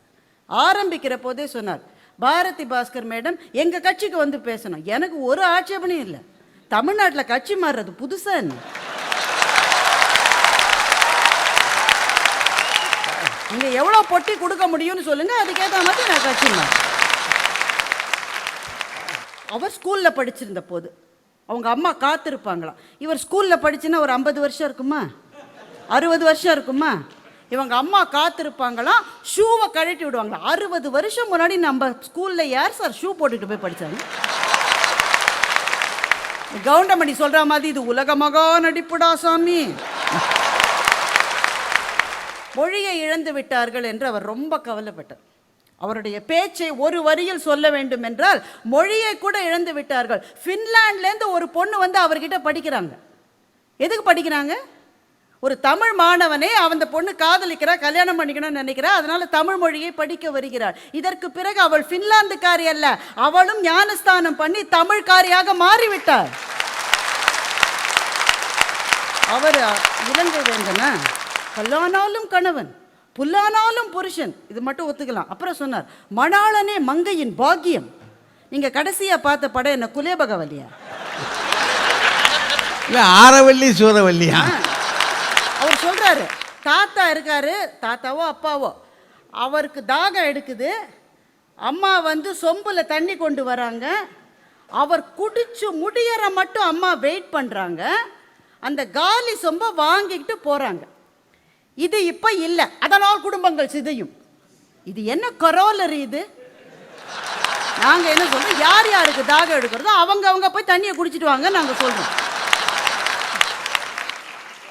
இவர் ஆசிரியர் வேற, அதுவும் தொழில்நுட்ப ஆசிரியர் வேற. பாரிஸ் நகரத்து மாணவர்களை கடவுள்தான் காப்பாற்றுவார். சார், வேட்டை சமூகத்தில் மொழி உருவாகவில்லை, ஒலி வடிவங்கள் தான் இருந்தது, சொற்கள் இல்லை, எழுத்துக்கள் இல்லை. ஒலியால தான் ஆன்னு தான் பேசிட்டு இருந்திருப்பான் அன்னைக்கு காலத்துல. அந்த வேட்டை சமூகத்தில் பெண் தான் வெளியே போய் வேட்டையாடி வீட்டுக்கு உணவை கொண்டு வந்தால் ஆண் வீட்டில் இருந்தான். அன்றைக்கே குடும்பம் என்பது இருந்தது, மொழி வரல, குடும்பம் இருந்தது. உங்கள் மொழிக்கும் முற்பட்ட குடும்பம் இப்போது சிதைந்து விடும் என்று எதனால் 3 பேரும் பயப்படுகிறீர்கள்? ஒரே ஒரு விஷயம்தான், தான் ஏந்திரிச்சு போய் தண்ணி குடிக்க முடியாதுன்ற ஒரே ஒரு. நான் ரொம்ப ரொம்ப நாணயமா கேட்கிறேன், உங்க எல்லாருக்கும் உங்க அப்பா அம்மா தாத்தா பாட்டி வாழ்க்கையை பற்றி நிச்சயமாக தெரிந்திருக்கும். உங்கள் பாட்டிகள் தைரியமாக சுதந்திரமாக அவர்களுடைய வீடுகளில் வசித்தார்களா? எப்ப அடி விழுன்னே தெரியாது அந்த வாழ்க்கையில, உண்மையா இல்லையா? எப்ப கெட்ட வார்த்தை சொல்லி திட்டுவாங்கன்னே தெரியாது அந்த வாழ்க்கையில. நம்முடைய பாட்டிகளும் தாத்தாக்களும் நீங்க விசாரிச்சு பாருங்க, எவ்வளவு குழந்தைங்க, நல்ல ஒரு 9-10 குழந்தைங்க இருக்கும். சத்தியமா எந்த குழந்தை எந்த கிளாஸ்ல படிக்கிறதுன்னு அப்பாவுக்கும் அம்மாவுக்கும் தெரியாது. காட்டுல வளர செடி மாதிரி தானாதான் அந்த குழந்தைகள் வளர்ந்தது. இந்த வாழ்க்கையை தான் இவர்கள் 3 பேரும் கொண்டாடி கொண்டிருக்கிறார்கள். என்ன காரணம்? உட்கார்ந்த இடத்துல தண்ணி கொடுக்கறதுக்கு ஒரு அடிமை உங்களுக்கு இருந்தவரை குடும்ப வாழ்க்கை நன்றாக இருந்தது என்ற மிதப்பு உங்களுக்கு. இன்றைய குடும்பங்களில் கணவனும் மனைவியும் சேர்ந்து வேலை செய்கிறார்கள். 2 பேரும் வேலைக்கு போறாங்க, இல்ல அந்த அம்மா வேலைக்கு போலன்னா கூட அவ சமைச்சாக்க நான் பாத்திரம் கழுவுறேன்னு அவன் சொல்றான். அந்த பெண் சுதந்திரமாக இருக்கிறாள், அந்த பெண் நிம்மதியாக இருக்கிறாள், தைரியமாக இருக்கிறாள். அந்த வீட்டில் 1 குழந்தை 2 குழந்தை தான் இருக்கு, கண்ணு மாதிரி பாத்துக்கிறாங்க சார், கண்ணு மாதிரி பாத்துக்கிறாங்க. இந்த குடும்பம் என்ற அமைப்பை பார்த்து வளருகிற குழந்தைகள் நாளைக்கு கல்யாணம் பண்ணிக்காம போயிடுவாங்களா? இலங்கை வேந்தன் சார் கேட்கிறாரு, இங்கே திருமணம் ஆகாதவர்கள் யாராவது வந்திருக்கிறார்களா? உடனே 10 பேர் பதறிக்கிட்டு எழுந்து நிற்கிறான். இங்கேயாவது நமக்கு ஏதாவது கிடைக்கும் தான். இங்க கிடைச்சா எல்லாம் ரெடி. நாதஸ்வரம் இருக்கு, மலர் மாலை இருக்கு, மந்திரம் சொல்றதுக்கு மோகன் சார் கூட இருக்காரு. பதறிட்டு கல்யாணம் பண்ணிட்டு போவான். இவர்களுக்கு திருமணத்தின் மீது வெறுப்பா, குடும்பம் என்ற அமைப்பின் மீது வெறுப்பா? இல்ல, இன்னும் சரியான பொண்ணு கிடைக்கலையேன்னு தவிப்பு மாத்திரம்தான். நாளைக்கு அவனுக்கு பொண்ணு கிடைச்சா அடுத்த நிமிஷம் கல்யாணம். ஏன்? அந்த அமைப்பின் மீது இருக்கிற அந்த ஆர்வம், காதல் மனிதனுக்கு வற்றவே வற்றாது. என்ன காரணம்? உடல் தேவைகள் அல்ல காரணம். என்னுடைய ஆன்மாவை பகிர்ந்து கொள்வதற்காக எனக்கு இருக்கிற ஒரே துணை என் மனைவிதான் என்பது ஆதி நாளிலிருந்து அவனுடைய உடலுக்குள் மூளைக்குள் இருக்கிற ஒரு விஷயம். பெனோ பேசுற போது ரொம்ப அழகா சொன்னாங்க, giving care is a natural instinct. குழந்தைகளை பேணி காப்பது என்பது மனித வாழ்வின் ஆனந்த லகரிகளினுடைய உச்சம். என்னுடைய பிஞ்சு மகளினுடைய சின்ன ஸ்பரிசம் எனக்கு கிடைக்கிற போது நான் பிறந்த பிறப்புக்கும் வாழ்கின்ற வாழ்க்கைக்கும் புதுசான அர்த்தத்தை நான் உணர்கின்றேன். கன்னத்தில் முத்தமிட்டால் உள்ளந்தான் கல்வெறி கொள்ளுதடின்னு சொன்ன எங்களுடைய பாரதி பைத்தியக்காரன் அல்ல. குழந்தைகள் நமக்கு தருகிற ஆனந்தம் இருக்கிறதே, அதை விட பிரம்மாண்டமானது இந்த உலகத்தில் ஒன்றே ஒன்றுதான். பேரன் பேத்திகளினுடைய ஸ்பரிசம் ஒன்று மாத்திரம்தான் அதை விட பிரம்மாண்டமான ஆனந்தம் தரும். சார், நீங்களாம் இங்க வந்து செட்டில் ஆயிருக்கீங்க சார். ஊரிலிருந்து உங்க அப்பா அம்மாவை நீங்க கூட்டிட்டு வரீங்க. அவங்களுக்கு இங்க வந்தா என்ன புரியும்? மொழி புரியாது, ஊர் புரியாது. நீங்களே சொல்லுகிறபடி இந்த கலாச்சாரம் அவர்களுக்கு பரிச்சயமானது அல்ல. ஈஃபில் டவர் வாசல்ல 2 பேர் முத்தமிட்டு கொள்ளுகிற காட்சியை பார்த்து உங்க அப்பா அம்மா தலையை கவிழ்ந்துக்கிட்டு தான் நடந்து போயிருப்பாங்க. எதுவும் பரிச்சயமானது இல்லை. ஆனா இங்க வந்து இருக்கணும்னு ஏன் சார் ஆசைப்படுறாங்க? அந்த குழந்தை ஒன்று இருக்குல்ல, அது தமிழ்ல கூட பேசாம இருக்கலாம், பிரெஞ்சில் தான் பேசுது. ஆனா மொழி முக்கியமா என்ன? பேரன் பேத்தியினுடைய குரல் காதில கேட்கிற போது எந்த மொழியும் தேவகானம் தானே. நான் ஒரே ஒரு விஷயத்தை சொல்றேன். உலக எழுத்தாளர்களில் மிக அதிகமாக கொண்டாடப்படுகிறவர் தாஸ்தாவேஸ்கி என்ற எழுத்தாளர். அவர் ஒரு பதிவு எழுதியிருக்காரு, எனக்கு ரொம்ப பிடிச்ச பதிவு அது. அவர் வாழ்ந்த நாடு ரஷ்யா. இந்த ரஷ்ய மன்னன் என்ன பண்ணா, திடீர்னு ஒரு நாள் நிறைய பேருக்கு தூக்கு தண்டனை கொடுத்துட்டா இவருக்கும் தூக்கு தண்டனை. இவர் லைன்ல நிற்கிறாரு, வரிசையா ஒவ்வொருத்தனா போறான், தூக்கில் தொங்குறான். அடுத்தது இவரோட டர்ன். இவர் மனசு எப்படி இருந்திருக்கும்னு மாத்திரம் யோசிச்சு பாருங்க. இவருக்கு முந்தின ஆள் தொங்கிட்டான். இவர் தொங்க போற நேரத்துல அந்த ராஜாவுடைய மனசு மாறிடுச்சு. ராஜான்னு இருந்தாலே அப்படித்தான் இருப்பாங்க போல இருக்கு. கடைசி நிமிஷத்துல மனசு மாறி உனக்கு தூக்கு தண்டனை கிடையாது, ஓடி போன்ட்டான். இந்த உலகத்துக்கு தாஸ்தாவேஸ்கி என்ற எழுத்தாளர் கிடைத்தார். அந்த கடைசி நிமிஷத்துல மனசுல என்ன இருந்தது? அவர் ஒரு கடிதம் மூலம் பதிவு செய்தார். உலகத்தில் மிக உன்னதமாக கருதப்படுகிற இலக்கியம் அந்த கடித இலக்கியம். அவர் அதை தன்னோட தம்பிக்கு எழுதியிருக்காரு. அந்த இறுதி நேரத்தில், என் சகோதரனே, உன்னை மாத்திரமே நான் நினைத்தேன். இந்த உலகத்தில் நான் காணாத காட்சிகள் எல்லாவற்றையும் என் சகோதரனாவது காண வேண்டும் என்ற ஒரு பிரார்த்தனை மாத்திரம் என்னுடைய உதட்டிலே மிச்சம் இருந்தது என்று தாஸ்தாவேஸ்கி எழுதியிருக்கிறார். அவர் சொல்றாரு, அரபு நாடுகளில் வேலை செய்கிறவர்கள் இழந்த நாட்கள், இழந்த இளமை, இது திரும்ப வருமான? வராது. இது திரும்ப வராதுன்னு தெரிஞ்சுக்கிட்டு எதுக்கு சார் துபாயிலையும் குவைட்லையும் போய் 50 டிகிரி வெயில்ல கொளுத்திட்டு வேலை செய்யறானு? எதுக்கு? வீட்டில் தன்னுடைய குடும்பத்தை சார்ந்த அம்மாவும் சகோதரிகளும் அப்பாவும் நிழல்ல நல்லா இருக்கணும்ன்ற ஒரே காரணத்துக்காக அவன் இளமையை துறக்க கூட தயாராகி விட்டான். இந்த உலகத்தின் மகத்தான காவியங்கள் எப்படி உருவாகின? ஒரு தனி மனிதனுடைய படைப்பாற்றல் வெளிப்பட வேண்டும் என்ற ஈகோவினால் அது வெளியானதா? இல்லை. இந்த உலகத்தின் அத்தனை பிரம்மாண்டமான படைப்புகளும் காதலுக்காகவும் அன்புக்காகவும் மாத்திரம்தான் உருவாயின. இந்த உலகம் என்பது கூட இருக்கிற துணையை பிடித்து கொண்டு அவர்களுடைய முகத்தை பார்த்து கொண்டு வாழ விரும்புகிற ஆதி மனிதனை கொண்ட உலகம்தான். ஒரு மனுஷனுக்கு எது சந்தோஷம் தெரியுமா? இலை உதிர்வது போல ஒரு மரணத்தின் போது கூட பக்கத்தில் உறவுகள் இருக்க வேண்டும் என்பது ஒன்று மாத்திரமே ஒருவனுக்கு கொடுக்கப்பட்ட ஆசீர்வாதம். மறந்து விடாது. இந்த ஆசீர்வாதம் மனசிலே தொங்கிக் கொண்டிருக்கிற வரையில் கலாச்சாரம் மாறலாம், மொழி மறைந்து போகலாம், குடும்பத்தில் ஆணுடைய வேலை என்ன, பெண்ணுடைய வேலை என்ன என்ற ஈக்குவேஷன் மாறலாம். எது மாறினாலும் அந்த மனசிலே இருக்கிற குடும்பத்தினருடைய கையை பிடித்து கொள்ள வேண்டும் என்ற எண்ணம் மாறாது. மிக வயதான முதியவர்கள் இருக்கிறார்கள், அவர்களை பார்த்து கேளுங்க, என்னதான் வேணும் உனக்கு? என்னதான் வேணும்? ஒரே ஒரு விஷயம் தான் சொல்லுவாங்க, சீரக தண்ணீர் வேணும், வழுக்காத குளியலறை வேணும், வளையாத கைத்தடி வேணும், பேத்திகளினுடைய ஸ்பரிசம் வேண்டும் என்று சொல்லாத ஒரு முதியவரை இந்த உலகத்தில் உங்களால் காட்டிவிட முடியுமா? மிகச்சிறப்பாக 3 நண்பர்களும் பேசினார்கள். ஆனால் அவர்களுக்கு இருப்பது ஒரே ஒரு பயம்தான். வீட்டு வேலையை தான் செய்ய வேண்டி வந்துருமோன்ற ஒரே ஒரு பயம்தான். காதல் ஒருவனை கைப்பிடித்தே அவன் காரியம் யாவிலும் கை கொடுத்தே மாதரங்கள் பழமையை காட்டிலும் மாட்சி பெறச் செய்து வாழ்வமடி என்று 100 வருஷங்களுக்கு முன்னாலே முழங்கிய பாரதியை பாதுகாத்த நகரம் புதுச்சேரி. அங்கே வாழ்ந்த பாரதி சொன்னான், காதல் என்பது, திருமணம் என்பது, குடும்பம் என்பது 2 பேரும் கையை பிடிச்சிட்டு நடக்க வேண்டிய பாதை என்று சொன்னான். அந்த மாற்றத்துக்கு மனசு தயாராகிவிட்டால் குடும்பங்களை பற்றி குறை சொல்ல தெரியாது. ஆர்டிக் சமுத்திரங்கள் வற்றிவிடலாம், ஆனால் மனித மனத்தில் அன்பு என்பது வற்றாத வரையிலே குடும்பங்கள் வாழ்ந்தே தீரும். நன்றி வணக்கம். பெரியவர்களே, 2 அணியினரும் பேசியிருக்கிற போக்கு இருக்கு பாருங்க. குடும்பத்தை பற்றி எவ்வளவு சொல்ல முடியுமோ அவ்வளவு சொல்லியிருக்கிறாங்க. இந்த குடும்ப அமைப்பு இருக்கே, இந்த அமைப்பு என்ற இடம் வந்த உடனேயே அங்கன அப்படி தொட்டு தள்ளி போயிடுறாங்க.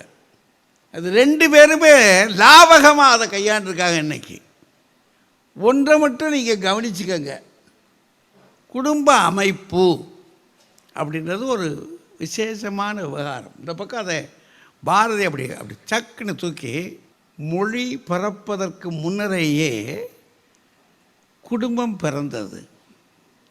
என்னுடைய கருத்து, ஒலிதான் மொழியின் முதல் தாய். ஒலி இல்லாமல் மொழி இல்லை. நம்ம தமிழில் ஓரெழுத்து ஒரு மொழின்னு ஒரு மொழி இருக்குது. ஆ அப்படின்னா அது வியப்பையும் குறிக்கும், பசுவையும் குறிக்கும். அப்படின்னா அந்த ஒரு ஒலிக்குள்ளேயே மொழி இருக்கு. குடும்பம் என்பதனுடைய அங்க அமைப்பில் மொழி ஒரு அடையாளம். அதற்கு அப்பால ஊர் இருக்கு. பொண்ணு பார்க்குறத அந்த ஊருக்குள்ளே தான் தேடுவாங்க. அப்புறம் சொந்தம், உறவு, இதானே அடையாளம், அங்கம். அதை இன்னும் கொஞ்சம் விஸ்தரித்து நம்ம என்ன செஞ்சோம், சாதி, அப்புறம் அதுக்கும் கூட இன்னொன்று சேர்த்தோம், சமயம் அப்படின்னு ஒன்று சேர்த்தோம். இதையும் கடந்து அப்புறம் நாடு, இவ்வளவையும் கலந்த கலவை தான் இந்த அமைப்புகளை கொண்டது தான். இந்த அங்க அமைப்புகள் இருக்க, இது கொண்டது தான் குடும்ப அமைப்பு. இப்படி தான் அது தொடங்குது. இவங்க முன்னாடியே தொடங்கிருச்சுன்னு சொல்லிட்டாங்க. ஆமாம், குடும்பம் தொடங்கி விட்டது.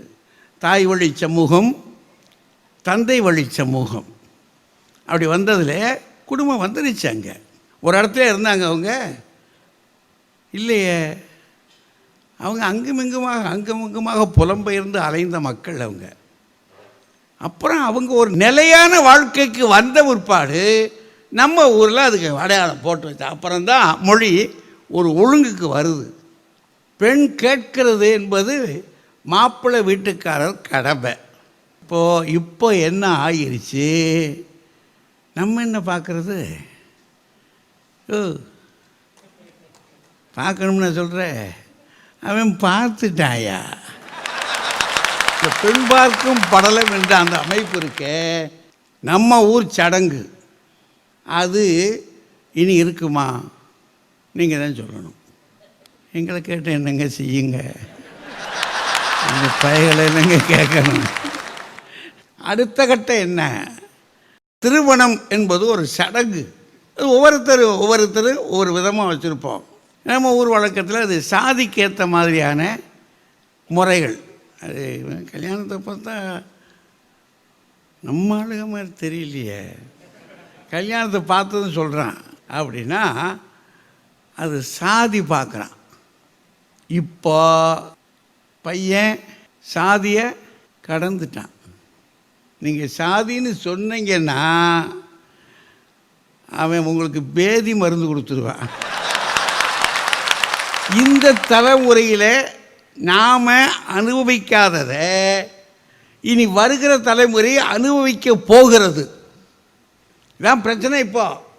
அப்போ அனுபவிக்க போகுதுன்னு சொன்னால், ஏற்கனவே இருந்த குடும்ப அமைப்புன்னு நம்ம ஒரு விதிகள் போட்டு வச்சுருக்கோமே, அந்த விதிகள் நிற்குமா இல்லை அதில் மாறுமா? அவங்க என்ன சொல்கிறாங்க, நெளியும்ன்றாங்க. நம்ம ஊர் பாம்பன் பாலமே அப்படி விரிஞ்சு தான் போகுது, கூட போகுது, இப்போ கப்பல்கள்லாம் போகுது. அது என்ன செய்யுது, விரியுது, அப்படி தூக்கிடுது. நெளிஞ்சுன்னா என்ன ஆகும், அதுக்கு மேலே வண்டி ஓட முடியாது.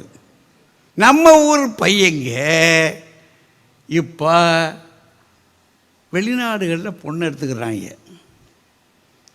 நாடு கடந்துட்டான். நிறையா பார்த்தா ஜப்பான்லேருந்து பொண்ணு வருது. மதுரையில் செல்லூர்னு ஒரு ஊருங்க, 2 திருமணம் எனக்கு தெரிய மதுரையில். எல்லாம் ஜப்பான் பெண்களாக இருக்குது. ஒரு காலத்தில் ஜப்பான் பெண்களை பார்த்தா குள்ளமாக இருக்கும். இப்போ அதுக்கு ரொம்ப பெருசாக இருக்குது. நம்ம வீட்டு பிள்ளைகள்லாம் குள்ளமாக இருக்குது. செல்லூரில் ஒரு திருமணம் மதுரையில் நடந்தது. அந்த மாதிரி சிம்மக்கல் பக்கத்தில் ஒரு திருமணம், ஒரு 3 திருமணம். இந்த திருமணமே அப்போது வேறு மொழி நாட்கள் நிறைய பேர்.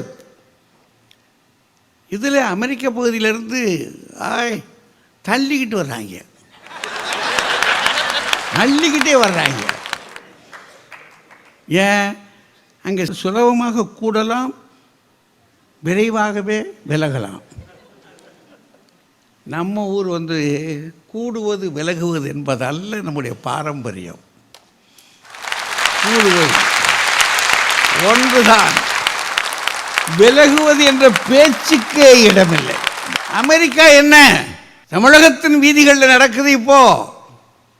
விவாகரத்து கேஸ் எத்தனை எத்தனை எத்தனை அப்படின்னா, பழைய நிலை என்ன ஆகிருக்கு, மாறி ஒரு புதிய நிலை வந்திருக்கு. குடும்பம் இருக்கு. இப்போ நம்ம ஊர் புராணங்கள் முழுக்க நீங்கள் பாருங்க. எங்கள் மதுரைக்கு பெருமையே எங்கள் மீனாட்சி திருக்கல்யாணமையா. சாமிக்கு திருமணம் பண்ணி அழகு பார்க்கிற ஊரில் மனிதன் தனியாக இருப்பது நல்லது அல்ல, ஏற்ற துணையை உருவாக்குவேன் அப்படின்னு இறைவன் சொன்னதாக எழுதி பார்க்குறோம், படிக்கிறோம். காலங்கள் மாறிய பிறகு புதுமை புதுமை புதுமை என்ற போக்கு நமக்குள் வளர்ந்து வளர்ந்து வளர்ந்து சிலவற்றை சரியாகவே வாங்கினோம், சிலவற்றை தவறாகவும் வாங்கியிருக்கிறோம். சரியாக வாங்கிய விஷயங்களில் நாம் தலைநிமிர்ந்து நிற்கலாம். ஏன்னா மாறுவது என்பது மனித இயற்கை. மாற்றம் என்பது நடந்துக்கிட்டே தான் இருக்கும். இப்போ இந்த மாற்றத்தை தவிர்க்க முடியாது. தவிர்க்க முடியாததுனால வலுப்பெறும் வலுப்பெறாதா அப்படின்றத எனக்கு சொல்கிறதுக்கு சங்கட்டமாக இருக்குது. பழைய முறை போய் இப்போ இருக்கிற இலக்கணம் போய் ஒரு புதிய அமைப்பு உருவாகும். ஏன்னா கவிதைக்கு புது கவிதை வந்துருச்சு. நாம் பழமையிலேயே கூட இலக்கணம் மீறிய கவிதைகளில் இலக்கண வலு அப்படின்னு வந்த உடனே அமைதி காட்டுறோம். சரி, வலு அமைதி அப்படின்னு சொல்லி இதுக்கெல்லாம் ஒரு அமைதி காட்டுறோம். அப்படி இதெல்லாம் காட்டுறதுனால இதுக்கும் ஒரு அமைதி காட்டத்தானே வேணும். எனக்கு என்னவோ அவர்கள் சொன்னது போல குடும்பம் இருக்கும் அமைப்பில் பிள்ளைகள் நம்ம விட்டு வெளியே போனாலும் தாயின் பாசம். அண்மையில் ஒரு நண்பர் மதுரையில் இந்த கோயிலுக்கு போனார், அழகர் கோயில். அழகர் கோயில் குரங்குகள் இருக்குது பாருங்கள், ரொம்ப விசேஷமான குரங்குகள். கோயில் பக்கத்தில் இருக்கிறவர்களுக்கு கொஞ்சம் துணிச்சலும் கூட இருக்கும். ஏன், யாரும் எதையும் கொண்டுட்டு வருவாங்க, அது தட்டி பறிக்கிறதுல அதுகளுக்கு ஒரு பேரானந்தம். ஒருத்தர் மேங்கோ ஜூஸ், மாம்பழச்சாறு அது போட்டிருக்கா, அது பாட்டிலில் வச்சு குடிக்கிறதுக்காக அதை எடுத்திருக்காரு. கபக்குன்னு பறிச்சிருச்சு ஒரு குரங்கு. அது பறித்தது மட்டும் இல்லை, லாபகமாக திறக்குது. அதை திறந்து அது இப்படி குடிச்சிச்சு, ரொம்ப சுவையாக இருக்குன்னு அது பார்த்து குடிச்சு. பார்த்துட்டு அது குட்டி நிற்கிது, அதுக்கு கொடுக்குது. அந்த தாய்ப்பாசம் பாருங்கள், அது குட்டிக்கு.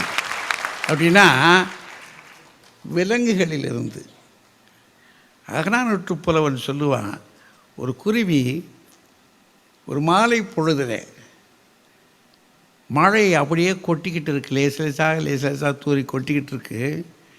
குருவி பறந்து அங்குமிங்குமாக போயிட்டு நேற்று கொஞ்சம் மதியம் எழுந்திரிச்சு தன் கூட்டுக்குள்ளே குஞ்சுகள் இருக்குது. இந்த குஞ்சுகளுக்கு உணவு ஊட்டிட்டு வாசலில் வந்து நிற்கிது. எதிர்த்த வீட்டு மாடியில் இந்த இது தகப்பன் குருவி அது வேறு வேறு இடங்களுக்கு போய் இவங்களுக்கு உணவு கொண்டு வராமல் இன்னொரு ஜோடி குருவியோடு சுற்றிக்கிட்டு திரிஞ்சு அது கொஞ்சம் ஜாலியாக அடிச்சிட்டு வருது. இது இந்த குருவிக்கு தெரிஞ்சு போச்சு. அதனால் இது இங்கே நின்றுட்டு நீங்கள் வா பார்க்குறேன் அப்படின்ற மாதிரி இங்கே நிற்கிது இந்த குருவி. அது இங்கே வருது, இது அதை ஒரு கொத்து ஓடி போயிடுது, இங்கே வராது அப்படின்னு இந்த குஞ்சுகளை தன் பக்கத்தில் வைத்து கொண்டு தன் நாயகனை விரட்டுகிறது. குருவி இனம், அந்த குருவி இனங்களுக்கு கூட குடும்ப பாசம் என்பது எப்படி குஞ்சுகளை காக்கிறதில் இருக்குது அப்படின்றது விலங்குகள்கிட்ட பார்க்குறோமே. இதையெல்லாம் கவனித்து பார்க்கிற பொழுது உள்ளபடியே இந்த குடும்ப விளக்கு என்ற நூலை எழுதிய பாரதிதாசனுடைய மண்ணிலிருந்து இங்கே வந்து குடியிருக்கிற மக்கள் அப்படியெல்லாம் இருக்கக்கூடிய அமைப்பை கொண்ட இந்த குடும்பம் அமைப்பு மாறினாலும் அதனுடைய இலக்கணங்கள் எல்லாம் மாறினாலும் புதிய இலக்கணங்களோடு கூட தன்னை புதுப்பித்து கொண்டு தான் தனியாக நின்று நிலையாக நின்று உறுதியாகவே அது மாறாததாக வலுப்பெற்று கொண்டே இருக்கும், ஒரு புதிய வலுப்பெறும் என்ற நம்பிக்கையோடு கூட நாம் இல்லத்திற்கு போகிற பொழுது நம்முடைய துணைவியாரை பார்த்து, இவள் தெய்வம் எனக்கு கொடுத்த கொடை, இவர் நான் வணங்கும் தெய்வம் எனக்கு கொடுத்த கொடை என்று நீங்கள் சொல்லி உங்கள் பிள்ளைகளை குடும்பத்தை பேணி ஒற்றுமையாக வாழ்ந்து கல்யாண மாலையின் வளர்ச்சிக்கும் இந்த மண்ணினுடைய புகழுக்கும் எந்த நாளும் நீங்கள் சாட்சி சொல்லுகிறவர்களாக இருக்க வேண்டும் என்று சொல்லி வாழ்த்தி வணங்கி குடும்பம் சிதையாது வலுப்பெறும் என்று கூறி நன்றியோடு கூட முடிக்கிறேன். நன்றி, வணக்கம்.